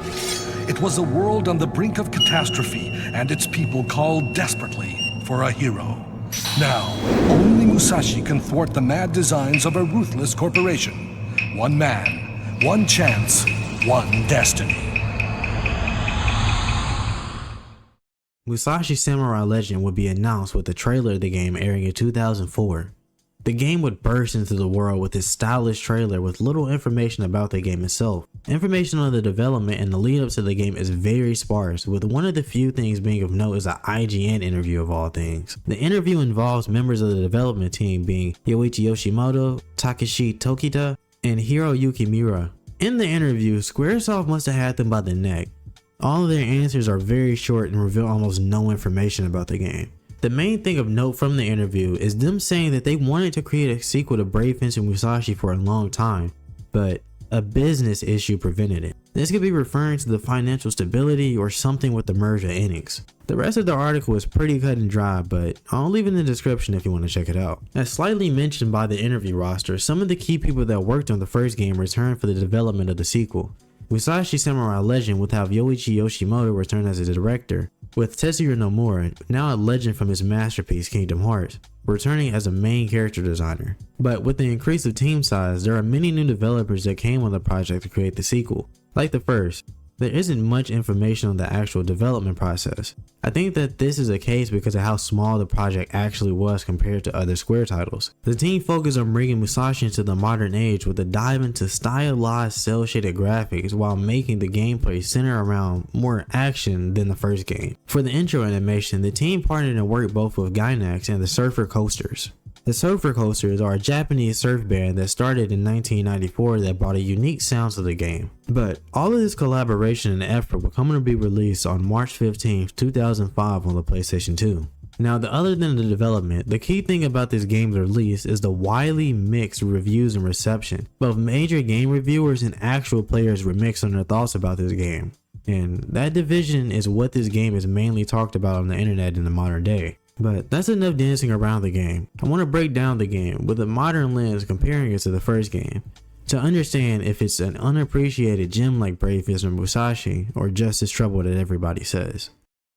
Musashi Samurai Legend is the stylish, cel-shaded sequel to Brave Fencer Musashi that was developed and released for the PlayStation 2. The games maintain the same returning protagonist of Musashi that is summoned into a fantasy world and is tasked to save this world to return home. The game takes place in an oceanic world where Musashi is summoned by the princess of the mystics, Mycella. Her people are a group of people that live in the city Anthium that is built and carried through the sky on a giant magical whale called the Anthedon. The mystics are magic users blessed by the spirits of the world, allowing them to use magic, but they're actually threatened by Grand Drake Enterprises. Grand Drake Enterprises is a mega corporation, empowered through technological innovation that uses the Mystics' magical ability to power the technology. The Enterprise expands without caring about the destruction of the world and damage it's doing. The Grand Drake Enterprise threat is the reason that Musashi is even summoned. The princess is kidnapped, and Musashi must retrieve the 5 elemental swords to save the princess and defeat Grand Drake. To get the elemental swords, Musashi must find and save the 5 elemental maidens that are the keepers of the sword, and by retrieving the sword, restoring the Anthedon's power. The story of the game is extremely similar to the first game, almost to a level of being a copy and paste. This can be considered an issue, but with the focus of the game being on the gameplay and the action like the first game, I say it can be given slight clemency. Now, other than Musashi and the Princess Mycella, the other characters of note are the maidens themselves. Each of the chapters in the game revolve around the maidens and their respective elemental swords. With these being characters instead of the simple scrolls from the previous game, this can lead to more of an interaction with gaining the elemental swords. The different maidens may have to be found or saved from Gandrake that has captured them. They each have different personalities that may be easy for Musashi to work with or more difficult, leading to side quests to make progress in getting their respective elemental sword. Their personalities are relatively simple and tend to fall more into, what can I say, more anime personality types. This isn't a major issue as their role in the story is simple, but this tends to make their characters seem kinda flat. This is very different from Brave Fencer Musashi, where many of the side characters have unique personalities that interact well with Musashi in the game. Now, this isn't a major problem as it does kinda add to the charm of the game, with it having a feeling similar to that of an old school anime. Now, Gandrake Enterprise is the main antagonist of the game. The head of the organization is Gandrake himself, and he has 5 members on the board of directors under him to run the Enterprise along with his secretary, Clochette.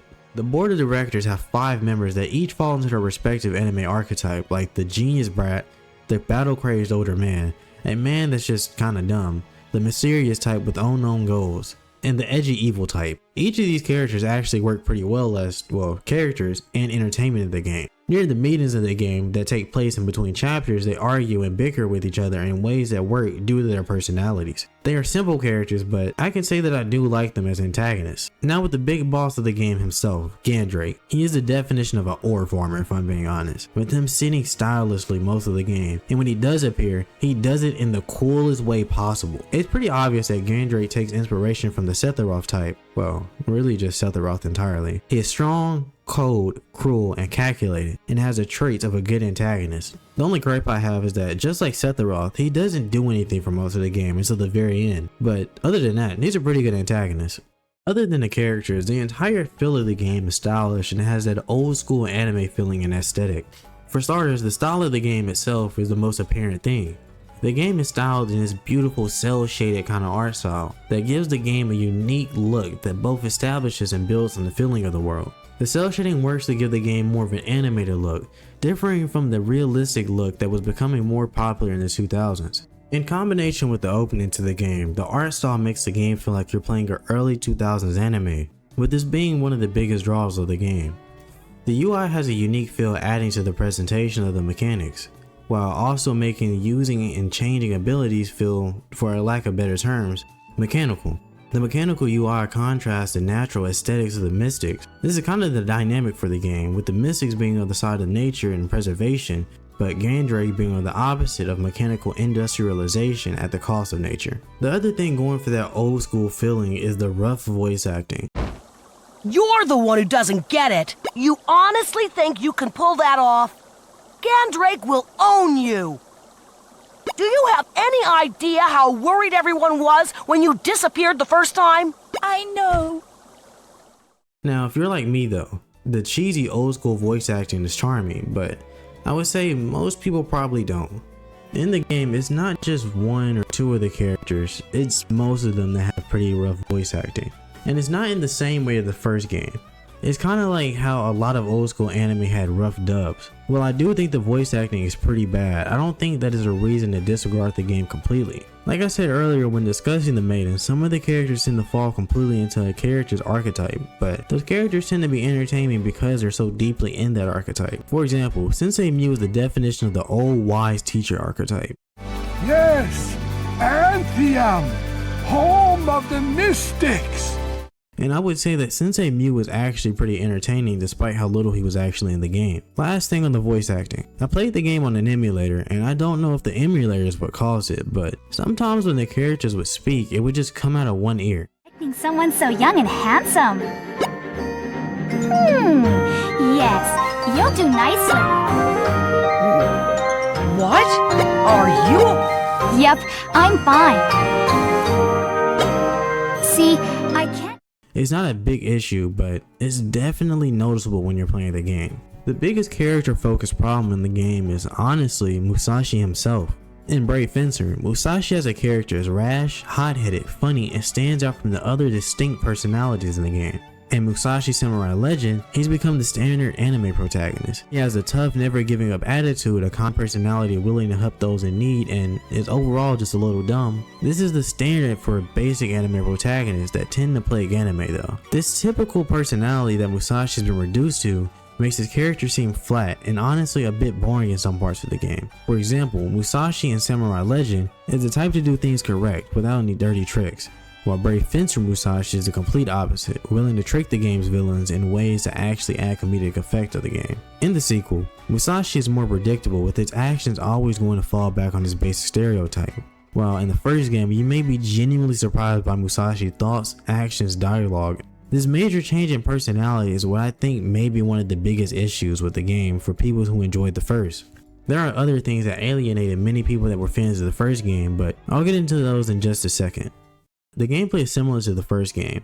In this game, Musashi collects the 5 elemental swords instead of the 5 elemental scrolls from the previous game. To do this, Musashi rescues the maidens that have the elemental swords, and after defeating sword guardians, Musashi is able to perform the transfer ritual so that he can use the power of the respective elemental sword. The gameplay has been simplified a lot with removal of the BP and the day-night system. Musashi has a health bar and an MP bar though, and to the right of those bars shows the current elemental sword that is equipped. Underneath that is an icon that shows the current equipped skill, and in the bottom right corner is the mini-map of the current area. With the world of the game being oceanic, Musashi uses the mystic home of the Anthedon as his base, while he battles through the different islands to find and save the maidens. Like in the first game, the mystics are trapped in capsules and need to be rescued by Musashi. By rescuing the different mystics throughout the game, more facilities that can help Musashi will be opened back up on the Anthedon.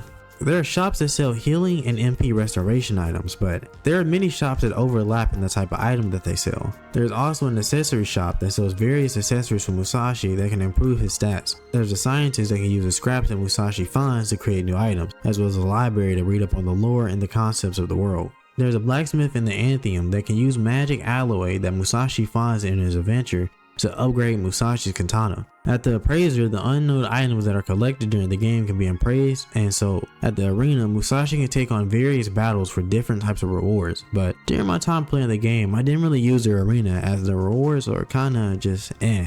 Like the first game, you can view the character models by buying the models from this guy here. There are more rooms and places, but those are the major facilities that will be used in an average playthrough. For most of the gameplay mechanics, the menu is the main place to access and use many parts of the gameplay system. The menu has the basic options of being the items, the equipment, abilities, map, status, rescue list, hints, and the options tab. The items tab you can use and view items, and the equipment tab you can change your currently equipped heavy sword and accessory. In the abilities tab you can change the currently equipped technique and also view all the game techniques. The other tabs are pretty self-explanatory, but there's a bit more to do in the status tab. In the status tab, you can of course see Musashi's current stats, with them being HP, MP, strength, defense, focus, luck, and how much experience is needed to level up. Once again, these stats are pretty self-explanatory other than focus or luck. The focus stat determines how fast Musashi charges up the focus gauge, while luck increases the chance of a critical hit. After battling enemies, Musashi gains XP and levels up when he gets enough. When leveling up, you can choose how to increase Musashi's stats, and from me playing the game, I can say that focusing on strength, then defense, and occasionally leveling up focus is the best way to go. You can easily get very strong quickly by leveling up and focusing on just leveling strength, but defense does need to be upgraded a bit as enemies start hurting later in the game. When choosing what to level up, the other stats also raise but by smaller amounts, so Musashi's other stats are still rising. The last thing about leveling up is not actually applied until you choose how to level up your stats. So when you do level up, make sure to actually choose. I had more than a few moments where I actually had 2 or 3 levels stockpiled.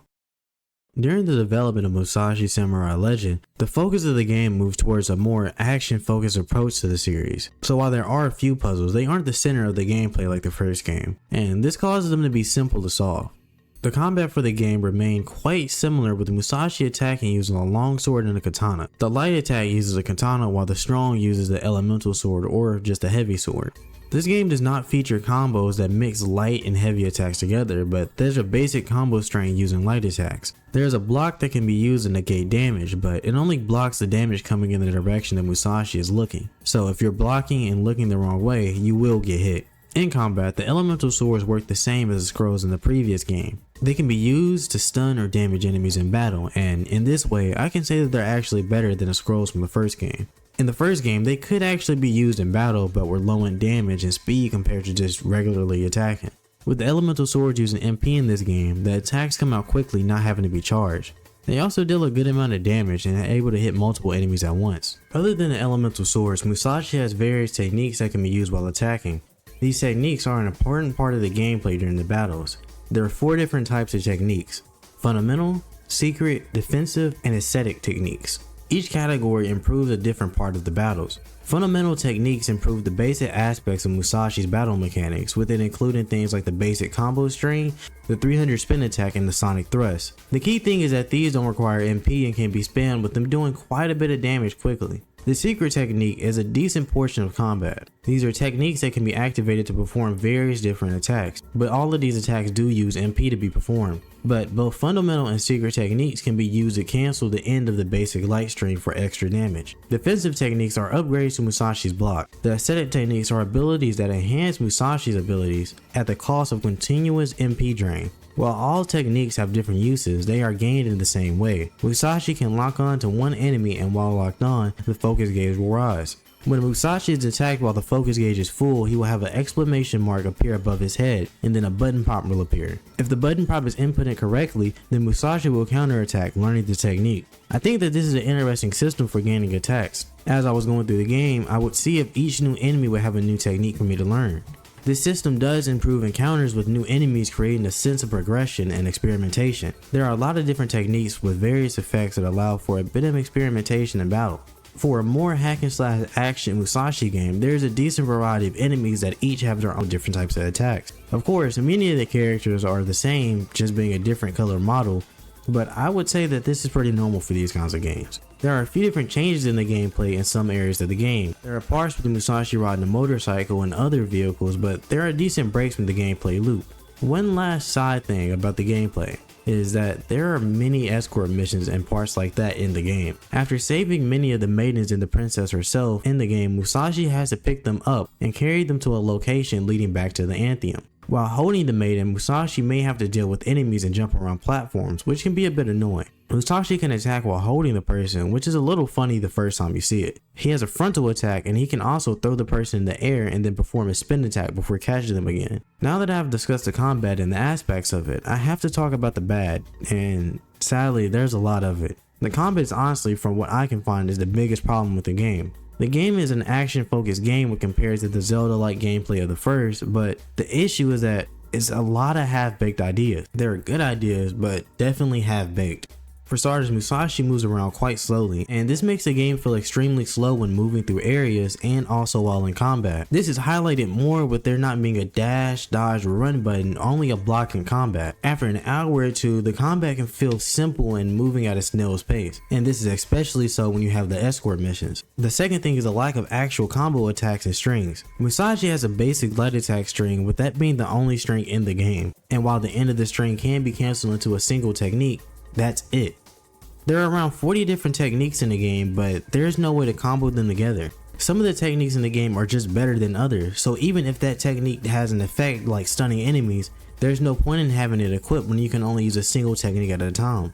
This lack of combos leaves a list of techniques that will probably never be used during someone's playthrough of the game, as there's simply no need. You can find a single technique that you like, with the rest just sitting in the menu for the whole game. And to continue, I don't really think this is something that can be excused with it's a PS2 game, so of course the combat was rough. Musashi Samurai Legend was released on March of 2005. 4 years after the first Devil May Cry and 2 years after the release of the second. Devil May Cry is a game series that honestly defined the more modern action hack and slash genre early on. So the knowledge of successful and fluid action games was there and easily possible on the PlayStation 2. It doesn't help that the game released a week before the first God of War game, which definitely highlighted the game's combat shortcomings. All of this to say that the issues with the combat can't be excused by saying it's old. The combat itself is a genuine shortcoming of the game, and like I said before, there are good ideas in the game, but many of them are extremely half-baked. This is the thing that I have to address about the game being a key aspect of the game that I think would ruin new players' experience.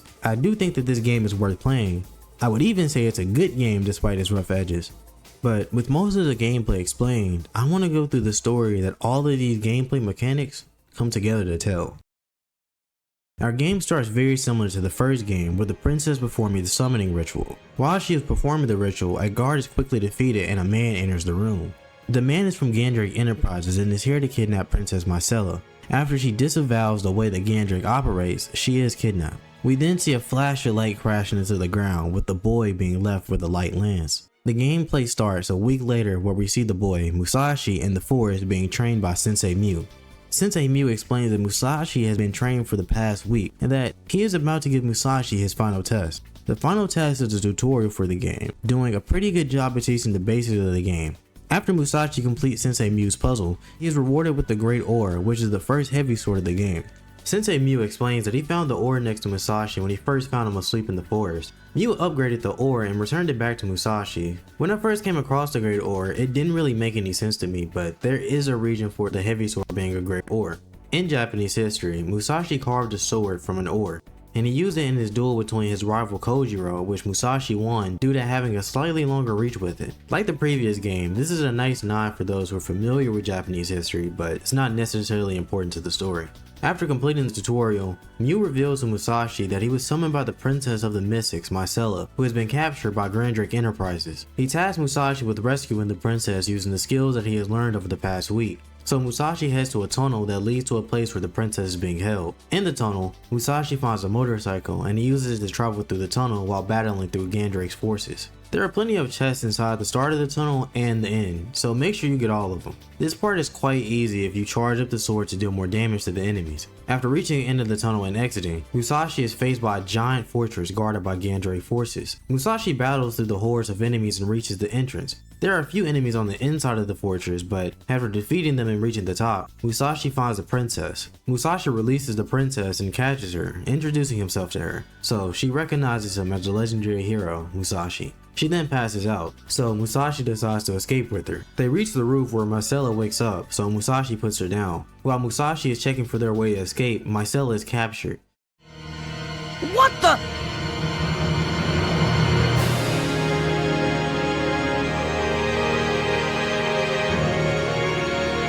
She is captured by the leader of Gandrake Enterprises himself, Gandrake.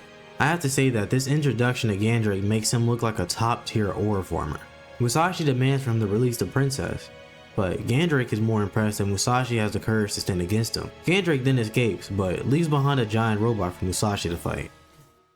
The robot fight is a pretty easy boss, where most of his attacks can be dodged by simply running away from it. The only thing hard about this boss fight is the limited amount of time to attack, and will actually do damage. The robot does this move where it turns into a ball and floats in the sky before smashing into the ground, where it then breaks apart. After breaking apart, it will put itself back together. Here, you have a small amount of time to attack. The other time to attack is when it does this move, and while it's moving to collect the hands, you can attack it. These limited attack times can make the fight take a bit more time than it really needs to, but keep your distance, then attack and dodge at the right time, and it'll go down pretty easily.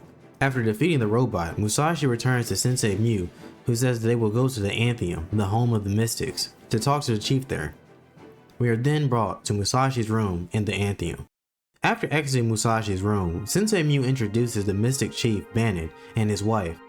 Bannon explains that the Mystics are a peaceful group of people with a skill for magic, but this is causing them to become a target of Gandrake Enterprises, with them having attacked the Atheum just a month ago. Bannon continues to explain that Gandrake himself is a renowned swordsman and praises Musashi and his courage in standing up to him. Bannon's wife explains to Musashi that the princess summoned him here using their greatest spell, so that he could save the Mystics. Musashi agrees to help free the Mystics and defeat Gandrake. It is then explained to Musashi that the Atheum resides on a giant sky wheel known as the Anthedon, and that is the reason that the Mystics are blessed with the skill for magic. Bannon explains that the Mystics draw energy from a resource called Nebulite, but then Gandrake created the Nebulum engine. This seemed good at first, but soon Gandrake was using the magic of the Mystics to search for more powerful forms of energy. To sum up, Gandrake is using the Mystics as magic batteries to power the machines.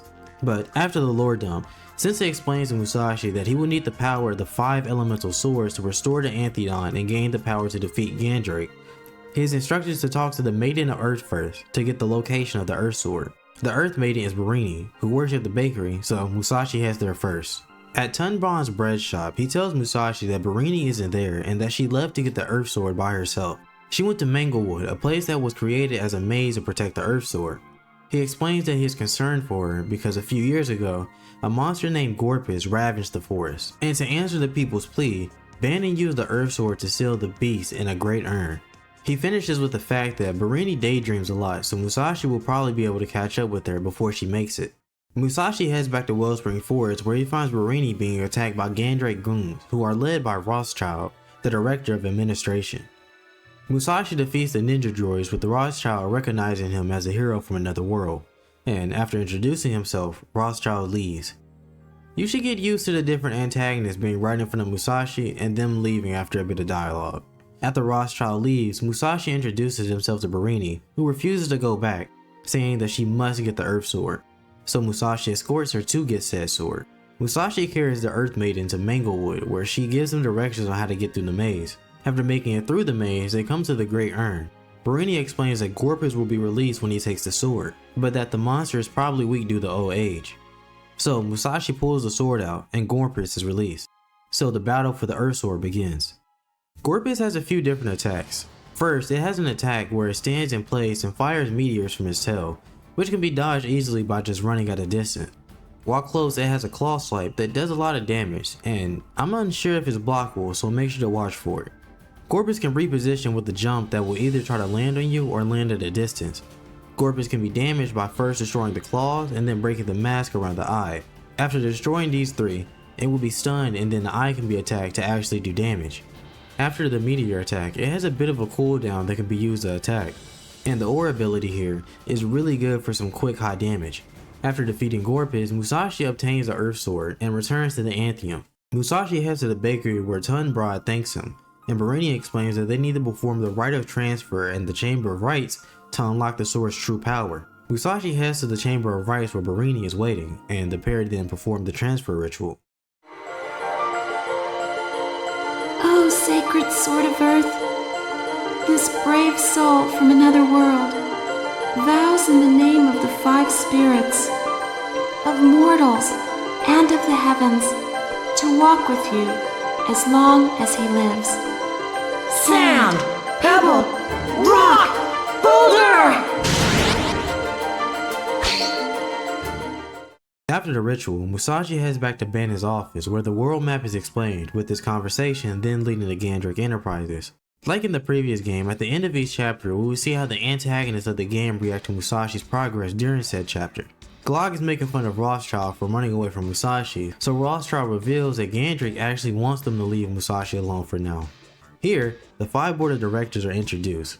There's Rothschild, the director of administration, Glog, the director of negotiations, Malbec, the director of research and development, Riesling, director of security, and Shiraz, the director of intelligence. After their introduction, Gandrake and his assistant Clochette enter, with Rothschild restating Musashi's defeat of the Vapor Bot at the very beginning of the game, and him also gaining the Sword of Earth. After, some of the directors recap their department's progress, but then Gandrake says that everyone is to avoid fighting Musashi to avoid a premature confrontation.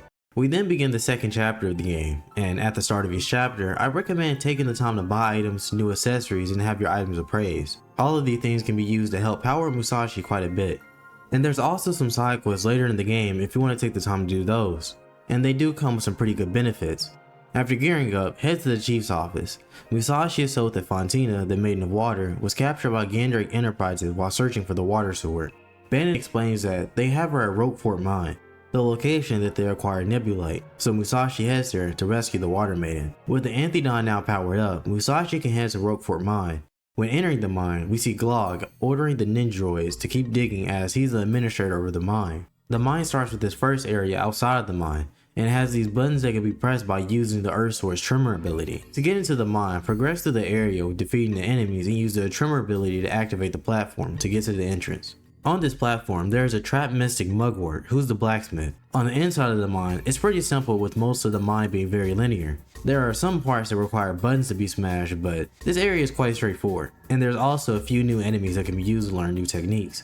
After progressing a bit, Musashi comes to a platform that he rides down, and this begins a mini boss fight. I gotta say, this fight is pretty annoying. The platform is quite small, but the robot has some wide-ranging attacks that can be hard to dodge with the limited space. The fire attack can be dodged by standing really close to the robot, but the hitbox can sometimes still hit. It can also be dodged while standing on the opposite side of the platform, but this leaves no room to attack after. Taking the fight slowly and attacking a bit at a time is the best way to handle this fight, as it's extremely easy to get hit while trying to do just a little damage. And after, the mine continues with the new introduction of steam traps and more enemies in the path. Later in the mine, Musashi comes across a flying machine that starts a gameplay part that's similar to the motorcycle tunnel at the beginning. In this minigame, you ride a flying machine while trying to bump into the enemies. When reaching the end of the tunnel, Musashi gets off and continues into the mine, and after progressing just a bit more, Musashi finds Fontina. Musashi breaks her free and carries her back to the Anthodon, but luckily this isn't a full escort mission back as Musashi runs into the boss, being the Drill Golem. This boss isn't bad when compared to the last mini boss. The Drill Golem can be attacked quite frequently while it's above ground, with his attacks being somewhat easy to dodge. The Drill Golem will eventually go underground and will use his drills to chase after Musashi. Musashi can use the Tremor ability of the Earth Sword to stun the Drill Golem. Other than those things, the biggest thing to watch out for is the Drill Golem's grab attack that does a lot of damage. It's like a Dark Soul level boss grab that's basically an insta kill. This boss fight is a lot of running away and keeping good distance until you can stun it with the ground slam. But after defeating the Drill Golem, Musashi returns back to the Anthodon with Fontina. Back at the Antheum, Fontina awakes but is in a daze, and returns to the archives where she is a librarian. Bandit explains that she would probably feel more comfortable talking to Musashi there. So Musashi heads back to the archives to talk about the Water Sword. In the archives, Asadero asks Fontina about the location of the Water Sword, but she then falls asleep before answering. Asadero explains that Fantina has very poor eyesight that makes everything blurry for her, and this tires her out quickly, causing her to fall asleep. And due to her glasses being broken, she's in this state. After Musashi questions about an extra pair, Asadero answers that she doesn't have a backup and that the only way to repair her glasses is to get hazelnuts. He explains that hazelnuts only grow deeper in the wellspring wood growing from the wellspring tree. So Musashi heads back to the wellspring forest to get the hazelnut in the northern part of the forest. The path to the tree itself is quite short, and when coming to the wellspring tree, make sure that you find this chest near the tree to get the item inside. The biggest problem with this part is that you have to carry the hazelnut all the way back to the beginning of the forest. When you get to the tree, you have to jump to it as it's in the middle of the spring, and this is fine the first time, but jumping while carrying the hazelnut is difficult, feeling stiff. There's also enemies blocking the path on the way back out of the forest, so you have to deal with them too, which isn't too bad if you just choose to run past most of them. When back to the Antheum, Musashi takes the broken glasses and the hazelnuts to the blacksmith, who fixes the glasses for Fantina. With the glasses now fixed, Musashi heads back to the archives, and with her newly fixed glasses, Fantina wakes up, now being able to see. After waking up, she berates Musashi for meddling in the affairs of the Antheum, and tells him that the Mystics can handle their own problems. She then tells him to leave, and Musashi responds back that they called him here, and that he didn't come here for fix and fetch quests. She storms off saying what could Musashi possibly do for the Mystics, and leaves the room. Asadero apologizes for her and explains that she was opposed to actually summoning Musashi, and that she had spent countless hours in the library looking for ways for the Mystics to save themselves. Musashi then leaves the archive and finds Fantina. She questions what kind of hero doesn't even have a dragonfly belt. The dragonfly belt is the unappraised item that was found in the chest next to the wellspring tree. So take it to the appraiser to get it appraised, and then head back to Fantina. Now Fantina will actually talk to Musashi. Musashi talking in this conversation really does show the time period that this game was translated in. In this conversation, Fantina tells Musashi that she thinks that the Mystics can save themselves and that she will rescue the Princess Marcella. And Musashi retorts with telling her that it's impossible for her to fight against Gandrake alone, and that everyone's worried when she ran off the first time. This causes her true feelings to begin to show, and she reveals that she's really just upset with herself. She has done so much studying to gain the knowledge, but has nothing to show for it. She then ran off to get the sword and got captured, and instead berated the person that saved her and fixed her glasses. Musashi gives a main protagonist response and says that he doesn't hate her along with everyone else. He continues saying that everyone has a role despite how useless they may feel. So he says that she can be the brains of the operation and he'll be the brawn. This gets her to open up a bit, and she then gives Musashi the riddle and tells him the location of the water sword. She explains what the riddle is actually saying. When Musashi finds the giant stone monster that is protecting the water sword, he must use the earth sword to awaken it. To get to the water sword, head back to Roquefort Mine and head back into the entrance. And I recommend stocking back up on items just before leaving. When Musashi is about to enter the mine, he is almost run over by a mining machine, but he narrowly dodges getting run over by hiding on top of the train. From the entrance, fight back through the mine again until coming to this room, where Musashi can now jump up on this platform with the use of the dragonfly belt to reach the new area of the mine. Musashi continues fighting through the new part of the mine, with there being new enemies, trapped mystics, and a lot of chests. And also these fans that have to be passed through to continue. Some of the fans have to be turned off by finding and pressing the switches. But this area of the mine, like the last part, is pretty straightforward. After progressing through the mine, Musashi comes to a giant room with a stone statue in the middle of the room. Musashi then uses the tremor ability to wake up the stone monster. This monster is the Scarlet Kraken that is protecting the water sword, and this is honestly the easiest boss in the game. The boss itself is huge and has a huge hitbox, so it's pretty easy to damage unlike many of the fights in this game. To lower the Kraken's health, continue attacking the Kraken and chip away at it until it is stunned and it spits out its core. That will need to be attacked to deal actual damage. The Kraken has a ground stump attack that affects the area around it, but it can be dodged by just running back a bit, and it has a sludge rain that makes the ground that the sludge lands on deal damage to Musashi. The Kraken also has a water beam attack that hits most of the area. The only thing about this boss fight is the amount of health that the Kraken actually has. You have to do the loop of attacking to stun and then attack the core to lower its actual health about like 5 times in this fight. This can make the fight feel a little bit dragged out, but it's not entirely that bad. When the Kraken is defeated, the water sword drops from it. With the sword, Musashi returns back to the Antheum, where Fantina apologizes for the way that she was acting earlier. With the water sword back, Musashi and Fantina head back to the Chamber of Rites to perform the transfer ritual. I do think that the transfer rituals are pretty cool, being a way to show the trust that the maiden and Musashi have built during the chapter. With the sword now transferred, Musashi can now use the Hydro Blast ability. This ability can be used to attack enemies and extinguish fire and cool hot objects. With the chapter ending, we return back to Gandrake headquarters. In the meeting, Glock reports the mining operations being halted due to the destruction that Musashi calls a Roquefort mine. And the other board directors make fun of him for leaving his post and just being dumb. After this, Clochette asks Riesling for a status report, which he stumbles through by saying that they're making progress at Mount Terror. After, Rothschild reports that the energy conversion at Nebulum Tower is decreasing, most likely due to Musashi breaking the princess out earlier. With this, Gandrake ends the meeting by telling him to find a new suitable candidate. At the start of the third chapter, Musashi heads to the academy where the teacher is waiting. I do recommend stocking up, appraising, and selling items. When Musashi arrives to the room, the teacher, Miss Tilsit, explains that 2 of her students are still missing. She tells Musashi that they are the twin maidens of fire, Mirabo and Maribo, and continues saying that she heard that they went into the direction of Mount Terror. The volcano itself has been showing signs of volcanic activity, and the locals have a rumor that something has angered this fire spirit that lives within the volcano. So, the twins set out to appease the spirit. With all of this information now, head to the chief's office and make your way to Mount Terror. Musashi starts Mount Terror in the volcano flats, then makes his way up the volcano. This area obviously has a lot of lava, steam, and fire, with the fire columns being able to be extinguished with hydroblast. In combination with the lava, there's a lot of jumping at the volcano on the climb to the top, so get used to Musashi jumping quickly. But luckily, there are some new enemies in this area that can be used to gain techniques. Some of the enemies in this area, like the fire salamanders and the shooting robots, can get pretty annoying when you're trying to just get past. But for the most part, this area is very straightforward, even with the small puzzles. The main gimmick of the volcano is that there are some lava columns that can be shot with hydroblast to turn them into stone, which can then be used as platforms. But after climbing up Mount Terror, Musashi reaches the top where he finds one of the twins trapped inside of a machine.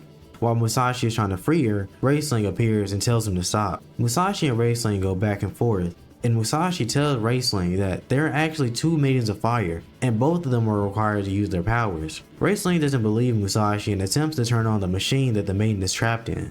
This causes the beast inside of the mountain to awaken and the machine to break, with the maiden falling into Musashi's hands. And this ends with Raceling and the ninja droids escaping.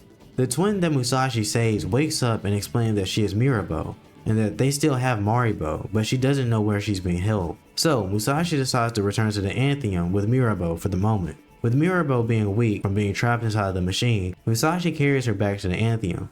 When they arrive, Mirabo apologizes to the teacher for leaving suddenly. And then the teacher gives Musashi an unappraised item. When the item is appraised, it is the gecko gloves that allows for Musashi to climb certain walls. While at the Antheum, stock back on my items, grind at the arena, or head to the dojo to have Sensei Mew teach Musashi some new techniques. Or you can have Mugwort upgrade the katana if you have the magic alloy for it. There are multiple ways to power Musashi if you're finding the enemies in these areas a bit hard. With this new ability, Musashi heads back to the classroom, and Mirabo tells Musashi that she is heading to Nebulum Tower, as she believes that Maribo is being held there due to their twin telepathy. Musashi convinces her to let him go to Nebulum Tower in her place to save Maribo, so Musashi heads there to save the other fire maiden.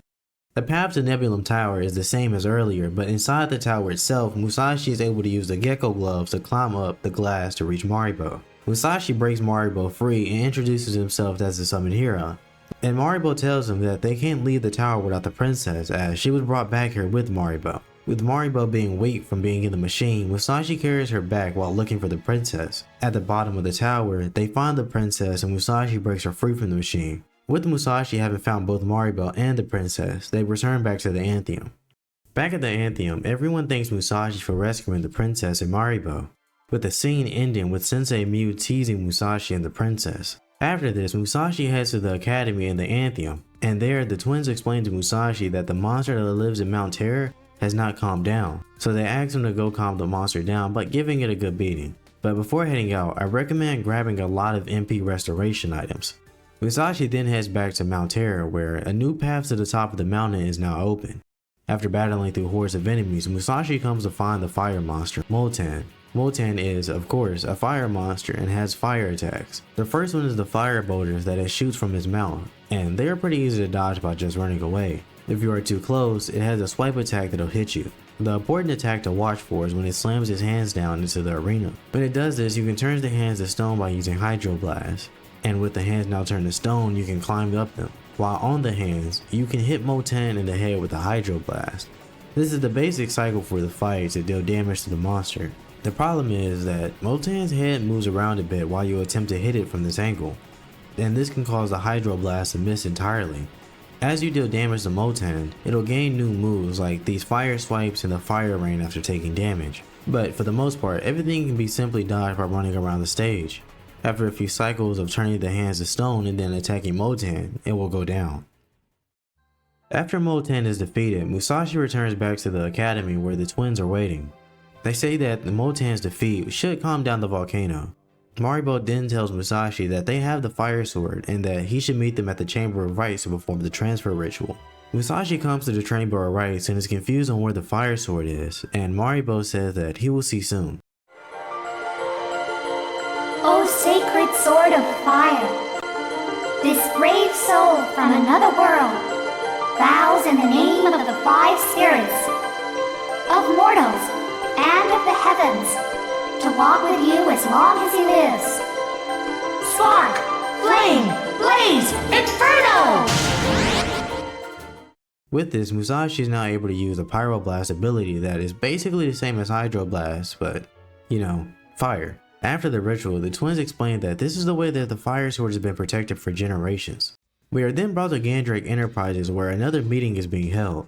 As soon as the meeting starts, Raisling blames Malbec for the volcano machine breaking and not his own stupidity. Malbec sarcastically calls Raisling a genius and corners him by saying that he didn't even read the manual. Clochette then silences their argument and then asks Malbec for an update on the Rainforest project. He reassures that the Pico Dawn is his project and that everything will go smoothly. Clochette then tells him that Musashi saved the princess and the other fire maiden from Nebulum Tower. Gandrake ends the meeting with saying to forget completely about the fire maiden, but they must bring the princess back at all costs. With the start of the new chapter, Musashi heads to Pepper's Grill in the Antheum. In the restaurant, Pepper is getting ready to prepare a special meal to invigorate the people of the Antheum.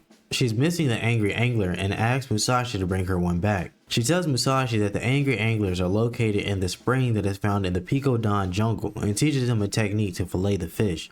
After learning the technique, Musashi heads to the jungle to get the fish, but before heading out, I do recommend stocking back up on items and buying new accessories. Musashi enters the jungle and meets a woman that questions him on what he's doing there. He answers that he's here to get an Angry Angler, and she recognizes that he must be there to create an Angry Angler Hell Stew. She tells him to leave after getting the fish and that the fish tastes awful. And after, she leaves Musashi without answering about her identity. Musashi continues to the jungle battling through the new enemies. With there being new enemies, there are multiple techniques that can be learned while progressing through the jungle. The enemies in the jungle are fast, but some of them have projectiles that can be a little annoying to deal with, especially with there being multiple enemies at once. But with the sword and the use of some crowd control techniques, it's not that bad. After progressing through the jungle, Musashi enters a cave behind a waterfall. Inside the cave, there are these bugs that can be used to travel. When hopping on the bug, it will travel to another lit lantern, and the lanterns can be turned on by using the fire sword. This is the basic puzzle of the jungle and is what most of the jungle will revolve around. Finding and lighting the new lanterns to make progress through the jungle on the jungle bugs. Pico Don itself feels really big when traveling through it, but maybe it's because it took me a minute to figure out what I was even doing. After Musashi progresses a decent amount through the jungle, we see Malbec is also in the jungle. He speaks to the ninja lab tech about the vast amounts of nebulae underneath the jungle, and Malbec comments that with his genius he would turn the jungle into a concrete one. After Musashi continues through the jungle, he catches a rod on the bug that leads to the inside of a cave where the Angry Angler is located, so he then turns it into a fillet. With the fillet, Musashi gets back on the bug to head back, but is ambushed by the Crimson Gorger. This begins a chase battle where Musashi has to dodge the Crimson Gorger by jumping between the different bugs that are running away. The battle isn't that difficult when you understand when you need to dodge and when you need to attack. The Crimson Gorger has attacks where it stands to bite, and another where it attaches to one of the bugs where it can be attacked. After battling for a bit, the Crimson Gorger will be attacked by a bigger beast, and now Musashi is chased by the larger enemy. It has the same base attacks as the previous Gorger, but it has some new attacks, with one of them being this electric attack that slowly moves through the jumping area. For some of the attacks, you have to attack it to stun it, and this will stop some of the attacks from dealing damage to Musashi. Also, if you use the fire or water sword, you can use the projectiles to deal damage while it's far away. The big problem with this fight is that it can kinda drag a bit if you aren't capitalizing on the times for you to attack and deal damage. After defeating and escaping the giant bug, Musashi heads back to the Antheum with the angry angler fillet. Musashi takes a fillet to Pepper where she makes a hell stew. After, she asks Musashi to bring some of the stew to the inventor, Hellbrenner, who rewards Musashi with the water bug shoes that allow for him to walk on water. From here, you can go to the blacksmith where Mugwort will tell Musashi that the forge has gone cold as he's run out of nebulite. So Musashi of course offers to get some more from Roquefort Mine. This is a side quest where Musashi heads back to the mine and has to bring a piece of nebulite back. And this is an escort mission with the nebulite, so you have to walk all the way back to the teleport zone. Completing this allows for Musashi Katana to be upgraded throughout the rest of the game, but it's technically not mandatory. But after delivering the Hell Stew, Musashi returns back to his room where it then cuts to the princess. We see Clochette from Gandrake Enterprises entering and talking to the princess casually. Then Clochette kidnaps the princess, like Gandrake ordered earlier. After, Musashi heads to Bandit's office where it explains that the princess has been kidnapped again, really similar to the first game here. After, Musashi heads to the arena where Golovin is concerned about the lack of business. He wishes that Istarta, the Wind Maiden, was still there. And he continues to explain that Istara was his greatest pupil that dominated the arena. He says that they got into an argument a year ago where she left the Antheum and has not been back since. Of course, Musashi offers to try to bring her back. Golovin says that she's been living in the Pico Don jungle with the creatures called the Pico Beings. When coming back to the jungle, we see two ninja troopers talking about Malbec taming the Queen of the Jungle. But then Istara jumps down on them and cuts them down with her sword. Malbec then enters, saying that she's already defeated the first and the second units. And she questions him on what he's done to Arachnolia, but he dodges the question and sends his creations after her. After that, Musashi battles through the jungle, this time being able to take a different route through the jungle with the use of the water bug shoes. While traveling through the new path, Musashi finds Istara trapped inside of a spider web sack. Istara then asks Musashi to carry her for a while because her legs have fallen asleep.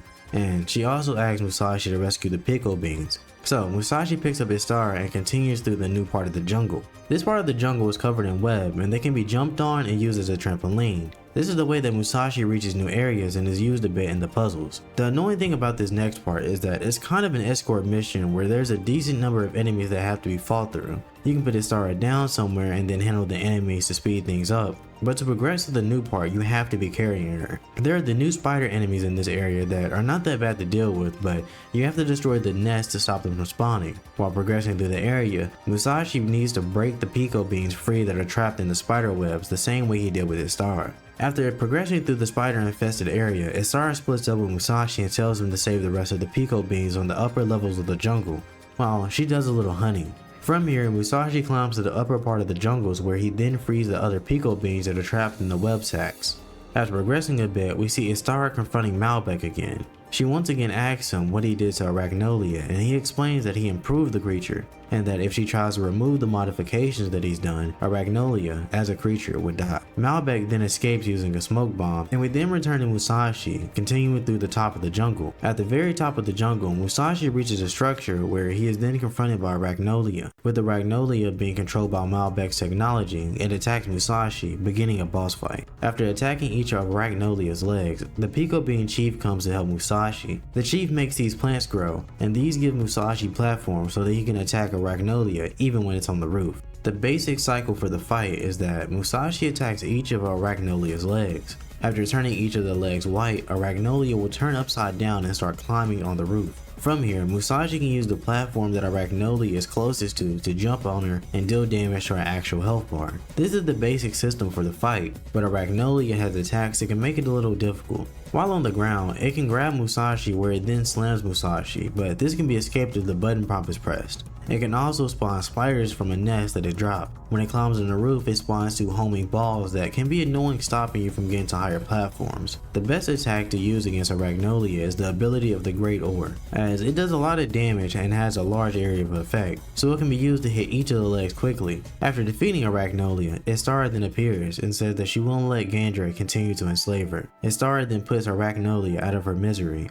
and continues to explain that while they weren't exactly friends, Arachnolia protected the jungle for hundreds of years and she respected the creature for that. After, Musashi is thanked by the Pico Bean chief for saving the Pico Beans, and Astara thanks him as well. The pair then return to the Antheum where Golovin then apologized to Astara, telling her that he was her biggest fan as her mentor. Astara already knew this, and with a reunion out the way, she agrees to return back to the arena and also the Antheum. Astara then gives Musashi the Sword of Wind, and then they meet in the Chamber of Rites to complete the ritual. With the Wind Sword, Musashi is able to summon a cyclone that can pick up enemies and destroy obstacles. Musashi then comments that he now has 4 of the 5 swords, and Astara says that getting the 5th sword will be a bit difficult because of how the Maiden of Void is, but she doesn't fully explain. We then cut to another Gandric Enterprise board meeting. Clochette opens the meeting saying that she's brought back the princess and is praised by Gandric. Malbec reports that the development of the Picodon project has been halted as he's lost interest, although the real reason is Musashi's interference.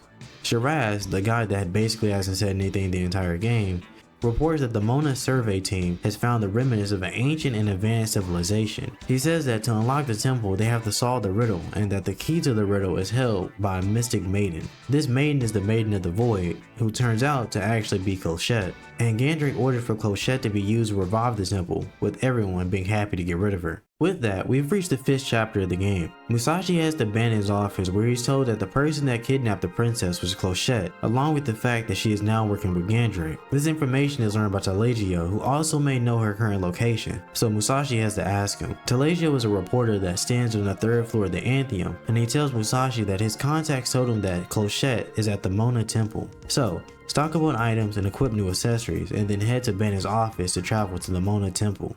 Musashi enters the temple and battles through the hordes of enemies until he reaches Clochette that has been trapped inside of a jail. Clochette has a fun personality when compared to many of the other characters in the game. She is tricky, playful, and will lie a lot, so it's difficult for Musashi to tell when she's telling the truth. Musashi and Clochette's completely different dynamics are funny to watch play out. For example, when Musashi finds her and calls her a traitor, she says that she was a poor circus dancer with a child and had no choice but to work for Gandric. Musashi calls her bluff, so she just makes up another lie until she just tells Musashi to flat out free her. Musashi says that he would free her under the condition that she apologizes to the mystics for her wrongdoings, and after a quick back and forth, she agrees. Musashi defeats the enemies and keep the cage locked using the wind sword, and when he does so, Clochette falls out onto the ground. Clochette hurts her ankle from the fall, so Musashi begins to carry her throughout the temple. This is a big part of the temple, with Clochette having to be carried throughout a large part of it. When leaving the room, the pair are attacked, with the enemy's goal being to capture Clochette. In the temple, while escorting, Clochette can be captured, and this is the most annoying part about the temple. Clochette can be captured by these magic mummy things, and she will be then taken back to the cage that is found at the very beginning. Musashi has to defeat the enemies again and free her from the cage, and then they can return back to where she was captured at, with this being the only saving grace of this part. The problem is that there are a lot of enemies that you have to deal with in the temple while carrying Clochette, and while you can attack them, I found that it's just better to run past the majority of them to make decently fast progress. There are also parts where Musashi has a platform while carrying Clochette, and this can be annoying as the jumping just feels stiff. Like here, it seems like I'm barely making these jumps. After progressing a bit, a tiny stealth mechanic is added to the escort missions. Musashi has to dodge these spotlights while progressing, and sometimes Musashi has to destroy the searchlights to get past them. After carrying Clochette while battling through the enemies and sneaking past the spotlights, Musashi reaches a bridge where Gandric ninja droids destroy it and causes a falling battle sequence. When Musashi hits the ground, he passes out. Shiraz then enters and finds them, and he then takes Clochette away. They put Clochette into a mystery door and turn her following the directions of a hidden scroll. After they follow the steps, the door opens and the temple is revived, becoming a bright gold. Musashi then wakes up and heads after them. Here, Ashura is revived and wipes out Gandric's team, so Shiraz orders them to retreat, but Clochette is trapped inside of Ashura, so Musashi battles it. This is probably one of the coolest bosses in the game. The design of Ashura is just cool and has attacks that enhance the vibes of the boss. Ashura has a few different attacks. In this fight, the key thing is attacking the golden sword that Ashura has. Ashura has an attack where it attacks horizontally with one sword, and then vertically with another sword. On the second attack, you can damage the sword that hits the ground.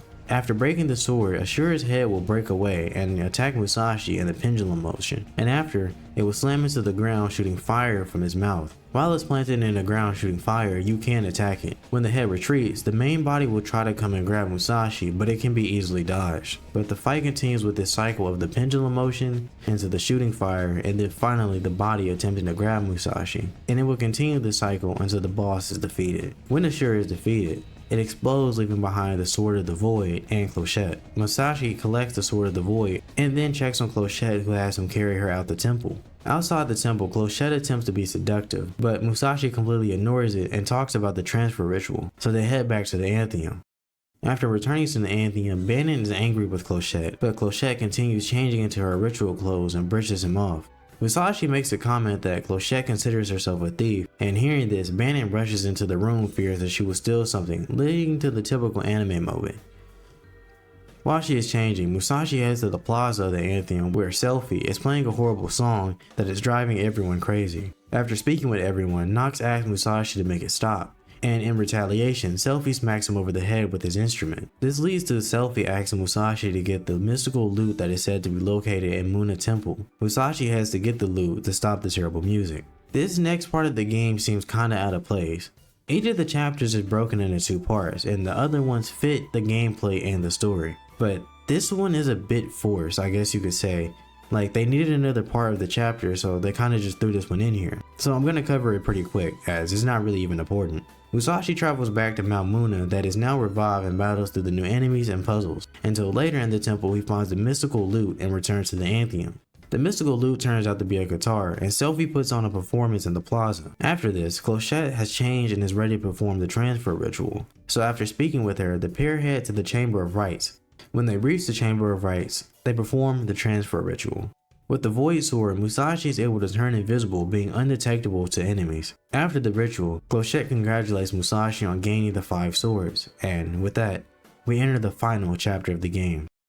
At the beginning of the 6th chapter, Musashi heads to Bandit's office. Here, Bandit discusses Musashi's next steps as he now has the 5 swords. He explains that Gandrake Enterprises is located on an island that is surrounded by a barrier that stops the Anthedon from getting close. So Musashi goes to find someone that knows how to get to Rampart Isle. Musashi heads to Gelbrenner, the inventor, to find a way to get to the island. Gelbrenner then creates the waterboard that will allow Musashi to ride on the water to get onto the island without the Anthedon's help. Musashi then heads back to Bandit's office, and now with the jetboard, he is able to set off for Rampart Isle. Now this is the final area of the game, so before heading out, make sure to be properly prepared for the large ass area that is Gandrake Enterprises. Make sure to get your strongest accessory for your build for Musashi, and make sure that you have plenty of healing and MP restoration items. This final area of the game is long with many boss fights between Musashi and the end of the game, so you want to be prepared, unlike me going into this last part.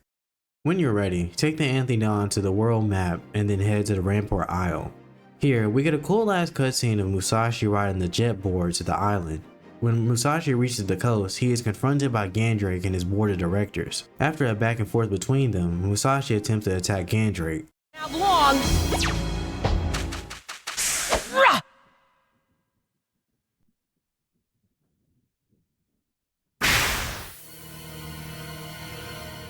Musashi is easily repelled and trapped inside Malbek's incarcerator. Malbec tells Gandrake that it will take some time for the fortress to charge up, and Gandrake orders them to prepare their divisions for the final stages. Before leaving, Gandrake gives Musashi one more provocation. It was a pleasure meeting you. Come after me if you like. Why, I'll be disappointed if you don't. I really gotta say, I think Gandrake is such a cool villain and he should have had way more screen time in the game. After Gandrake leaves, Musashi is able to break out of his capsule using the heavy sword, and after, he then enters Gandrake's fortress. Inside the fortress, there are plenty of normal enemies and puzzles that have to be battled through to make progress. The enemies inside of the fortress are a combination of many of the enemies that Musashi has battled throughout the game already, with them just being tougher versions. But the most annoying enemy by far is this Vega-like enemy here. The puzzles are tied to each of the elemental swords, like this first one needing the flame to be put out using a water sword. The other puzzles are light torches, carrying enemies to buttons, and dodging cameras. Many of the puzzles in this last area are really easy to figure out honestly. The main issue in the fortress is the number of enemies that Musashi has to fight throughout, and the boss rush that'll come towards the end of the fortress. And in this boss rush, it includes each of the board of directors, with Malbec being the first of them. Malbec summons minions that shoot at Musashi, but they can be handled quickly with Maelstrom. Honestly, in this fight, the Great Oar's Maelstrom ability can carry the fight really easily. In the fight, Malbec summons multiple versions of himself. There's probably a way to tell the real one, but why would you do that when you can just hit them all at once? Using a few Maelstroms and focusing on Malbec instead of the minions can probably lead to a no-hit victory. After defeating Malbec, he would drop a lever, so Musashi heads back to a previous room and uses it to open a secret passage. This passage brings Musashi to an elevator that allows for him to travel further up the fortress, but after traveling a small distance, Musashi finds a portal that places him in front of Glog and Raceling. This is a fight against the duo, with Raceling using a cool looking axe and Glog using his anchor. In this fight, they stand on opposite sides of the arena from each other. One of them will begin charging an attack and they will teleport around the outside of the arena. During this time of charging, they are completely invincible, but the other can be hit one time per time they shift outside the arena. When the attack is charged up, they will slam their weapons together, causing an explosion that can do a lot of damage. After the explosion, the one that was charging up will be stunned, and now you can hit them once. And while you try to get the hit on the stunned one, the other will try to attack you. They also have an attack where they teleport around the outside of the stage and dash to each other, dealing damage if Musashi is in the way. After dashing, if you're quick enough, you can get an attack in. This fight isn't difficult at all, it's just extremely slow as you can only do one attack at a time most of the time. It was a 5-minute fight that felt like eternity. But if you have the sword boomerang technique, you can throw the heavy sword at them, which does a lot of damage per hit. This is the only way I found that I was able to speed up the fight. After this, Musashi travels a bit further through the enemies and finds another portal that takes him to Shiraz. In this game, Shiraz is a pretty big edgelord, and this confrontation with Musashi is the most that his character has been shown the entire game. But after a quick back and forth, the battle begins. Shiraz moves very similar to the Vega-like enemy from earlier. He moves around quickly and attempts to get behind Musashi a lot, but his attacks can be blocked and can be jumped out of the way of easily. And he also has a projectile attack that can be blocked as well. That is pretty much the Shiraz boss fight. There isn't much to it, really just like his character. I'm starting to wonder if the devs have something against his character. But after the fight, Musashi continues forward, and through another hallway and an elevator full of enemies later, he finds a portal that takes him to the princess. Here, he is confronted by Rothschild, who attempts to make a deal with Musashi, the princess for the 5 swords. Rothschild offers to join forces with Musashi in his fight against Yandrake, and Musashi calls him a backstabbing wuss and declines his offer. Rothschild explains that the princess is being used to charge the Arc Nebulous, and says that Musashi would never understand, so he decides he will take the swords by force. With this, the battle with Rothschild begins. Rothschild starts with an attack that makes him invulnerable and summons a cyclone that chases Musashi around the stage. You have to just run, but it is fast and the hitbox grabs Musashi really easily. Rothschild would then jump back and summon Ninja Joys, but if you use the heavy sword boomerang, you can get in some high and easy damage. After defeating the Ninja Joys, he will reappear and shoot a cyclone beam that can be dodged by running from one side of the arena to the other. After this attack, he will be stunned and can be attacked for a good amount of damage. This is the cycle for the fight. It's a pretty simple and easy fight if you pay attention to which attack he's using. With Rothschild defeated, Musashi heads over to the princess. To free her, Musashi has to insert each of the elemental swords to open the cage. When the princess is freed, she jokes that it's Musashi's 3rd time saving her, and they have a little moment. Musashi then carries her to a now open portal and they teleport away. But when they teleport away, we see that Rothschild is still alive. He makes a final move of pressing a button that was inside the princess's cage before collapsing. This last part of the game, no joke, involves fighting through the last few hallways while carrying the princess. The devs definitely like this system a bit too much. And I also died here, so you can imagine the look I had when I had to look at Rothschild again. Musashi carries the princess through the hallways and outside of the tower to climb up even further. While climbing up, the fortress is falling apart, so Musashi has to dodge the following debris, and after climbing to the top, he reaches Yandrake. In this final confrontation, Yandrake reveals that both Musashi and him are from the same world and is most likely rivals like Kojiro was for Brave Fencer Musashi, with the biggest difference being the name. Here, Gandrake says that his name was Ganryu, which is the name of the island that Musashi and Kojiro had their famous final duel in Japanese history. Gandrake asks Musashi if he wanted to return home, and Musashi answers of course. Gandrake explains that he did too until he came in contact with the Arch Nebulous, which gave him a revelation. Gandrake continues saying that in this world, Nebulite makes the world go round, with all of it having traces that come back to the Arch Nebulous. With the Nebulum engine, he was able to build up his company from nothing to make the world better. The Arch Nebulous is a higher being of life form with a superior intelligence, and over time, Gandrake and the Arch Nebulous have merged minds, becoming connected. With them having the elemental swords now, and Mycella, they plan to control the world, purging it of what Gandrake calls impurity. With this, he finally uses the power of the Arch Nebulous. Gandrake then transforms into a dark version of Musashi. After this, Mycella tells Musashi that she will provide backup healing while he is holding her. In this fight, Shadow Musashi starts with a charge that dashes in the diagonals throughout the arena. This part of the fight is pretty simple, with Shadow Musashi attacking with Musashi's attack string that can just be blocked. After blocking the string, Musashi can counterattack. Shadow Musashi has the 5 elemental swords and will use one of their abilities. After attacking Shadow Musashi, it will drop the Earth Sword, and then it will switch to the Water Sword, and then when it's attacked again, it will drop that sword. That's the basic cycle for the fight. Musashi has to fight the Shadow Musashi until he collects all of the swords back. After defeating Shadow Musashi, Gandrake will appear, cursing Mycella, and using the power of the Arch Nebulous Stone, shoots Mycella. Musashi rushes to Mycella with her going limp, and then he does the anime yell.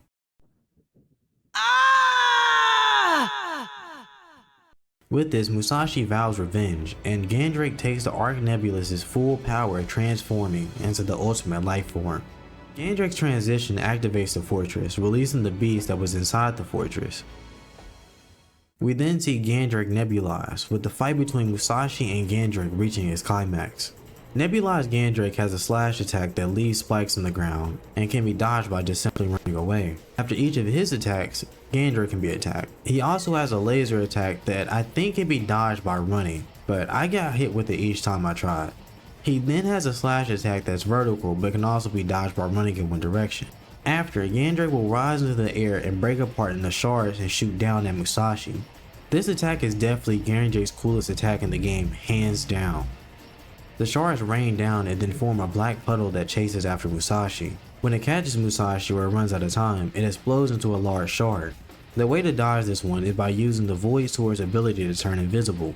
Gandrake also has an attack where he does a sword swing that goes around the arena in a circle. Honestly, compared to the number of enemies and the boss rush that it took to get to these fights, they are a cakewalk. The Shadow Musashi and the nebulized Gandrake fight are pretty simple, but the only attacks that are scary are the laser attack and the black puddle shard explosion that can catch you off guard. When Gandrake is defeated, Musashi escapes the explosion carrying Mycella. Musashi returns to the Anthedon. There, everyone is upset about Mycella's death. Everyone is grieving and tells Musashi not to blame himself for what happened. But then the area begins to shine. Fontina tells Musashi to give Mycella to the Anthedon. The Anthedon then brings Mycella back to life. Everyone is happy with them thanking the Anthedon and speaking of a celebration. But then, a dark shadow disrupts the peace. Here, Musashi and Gandrake have a final duel. This duel is decided by a single slice. If Musashi attacks, Gandrake always attacks first and wins. To win the duel, Musashi has to use his focus ability on Gandrake, and then when the exclamation appears, attack.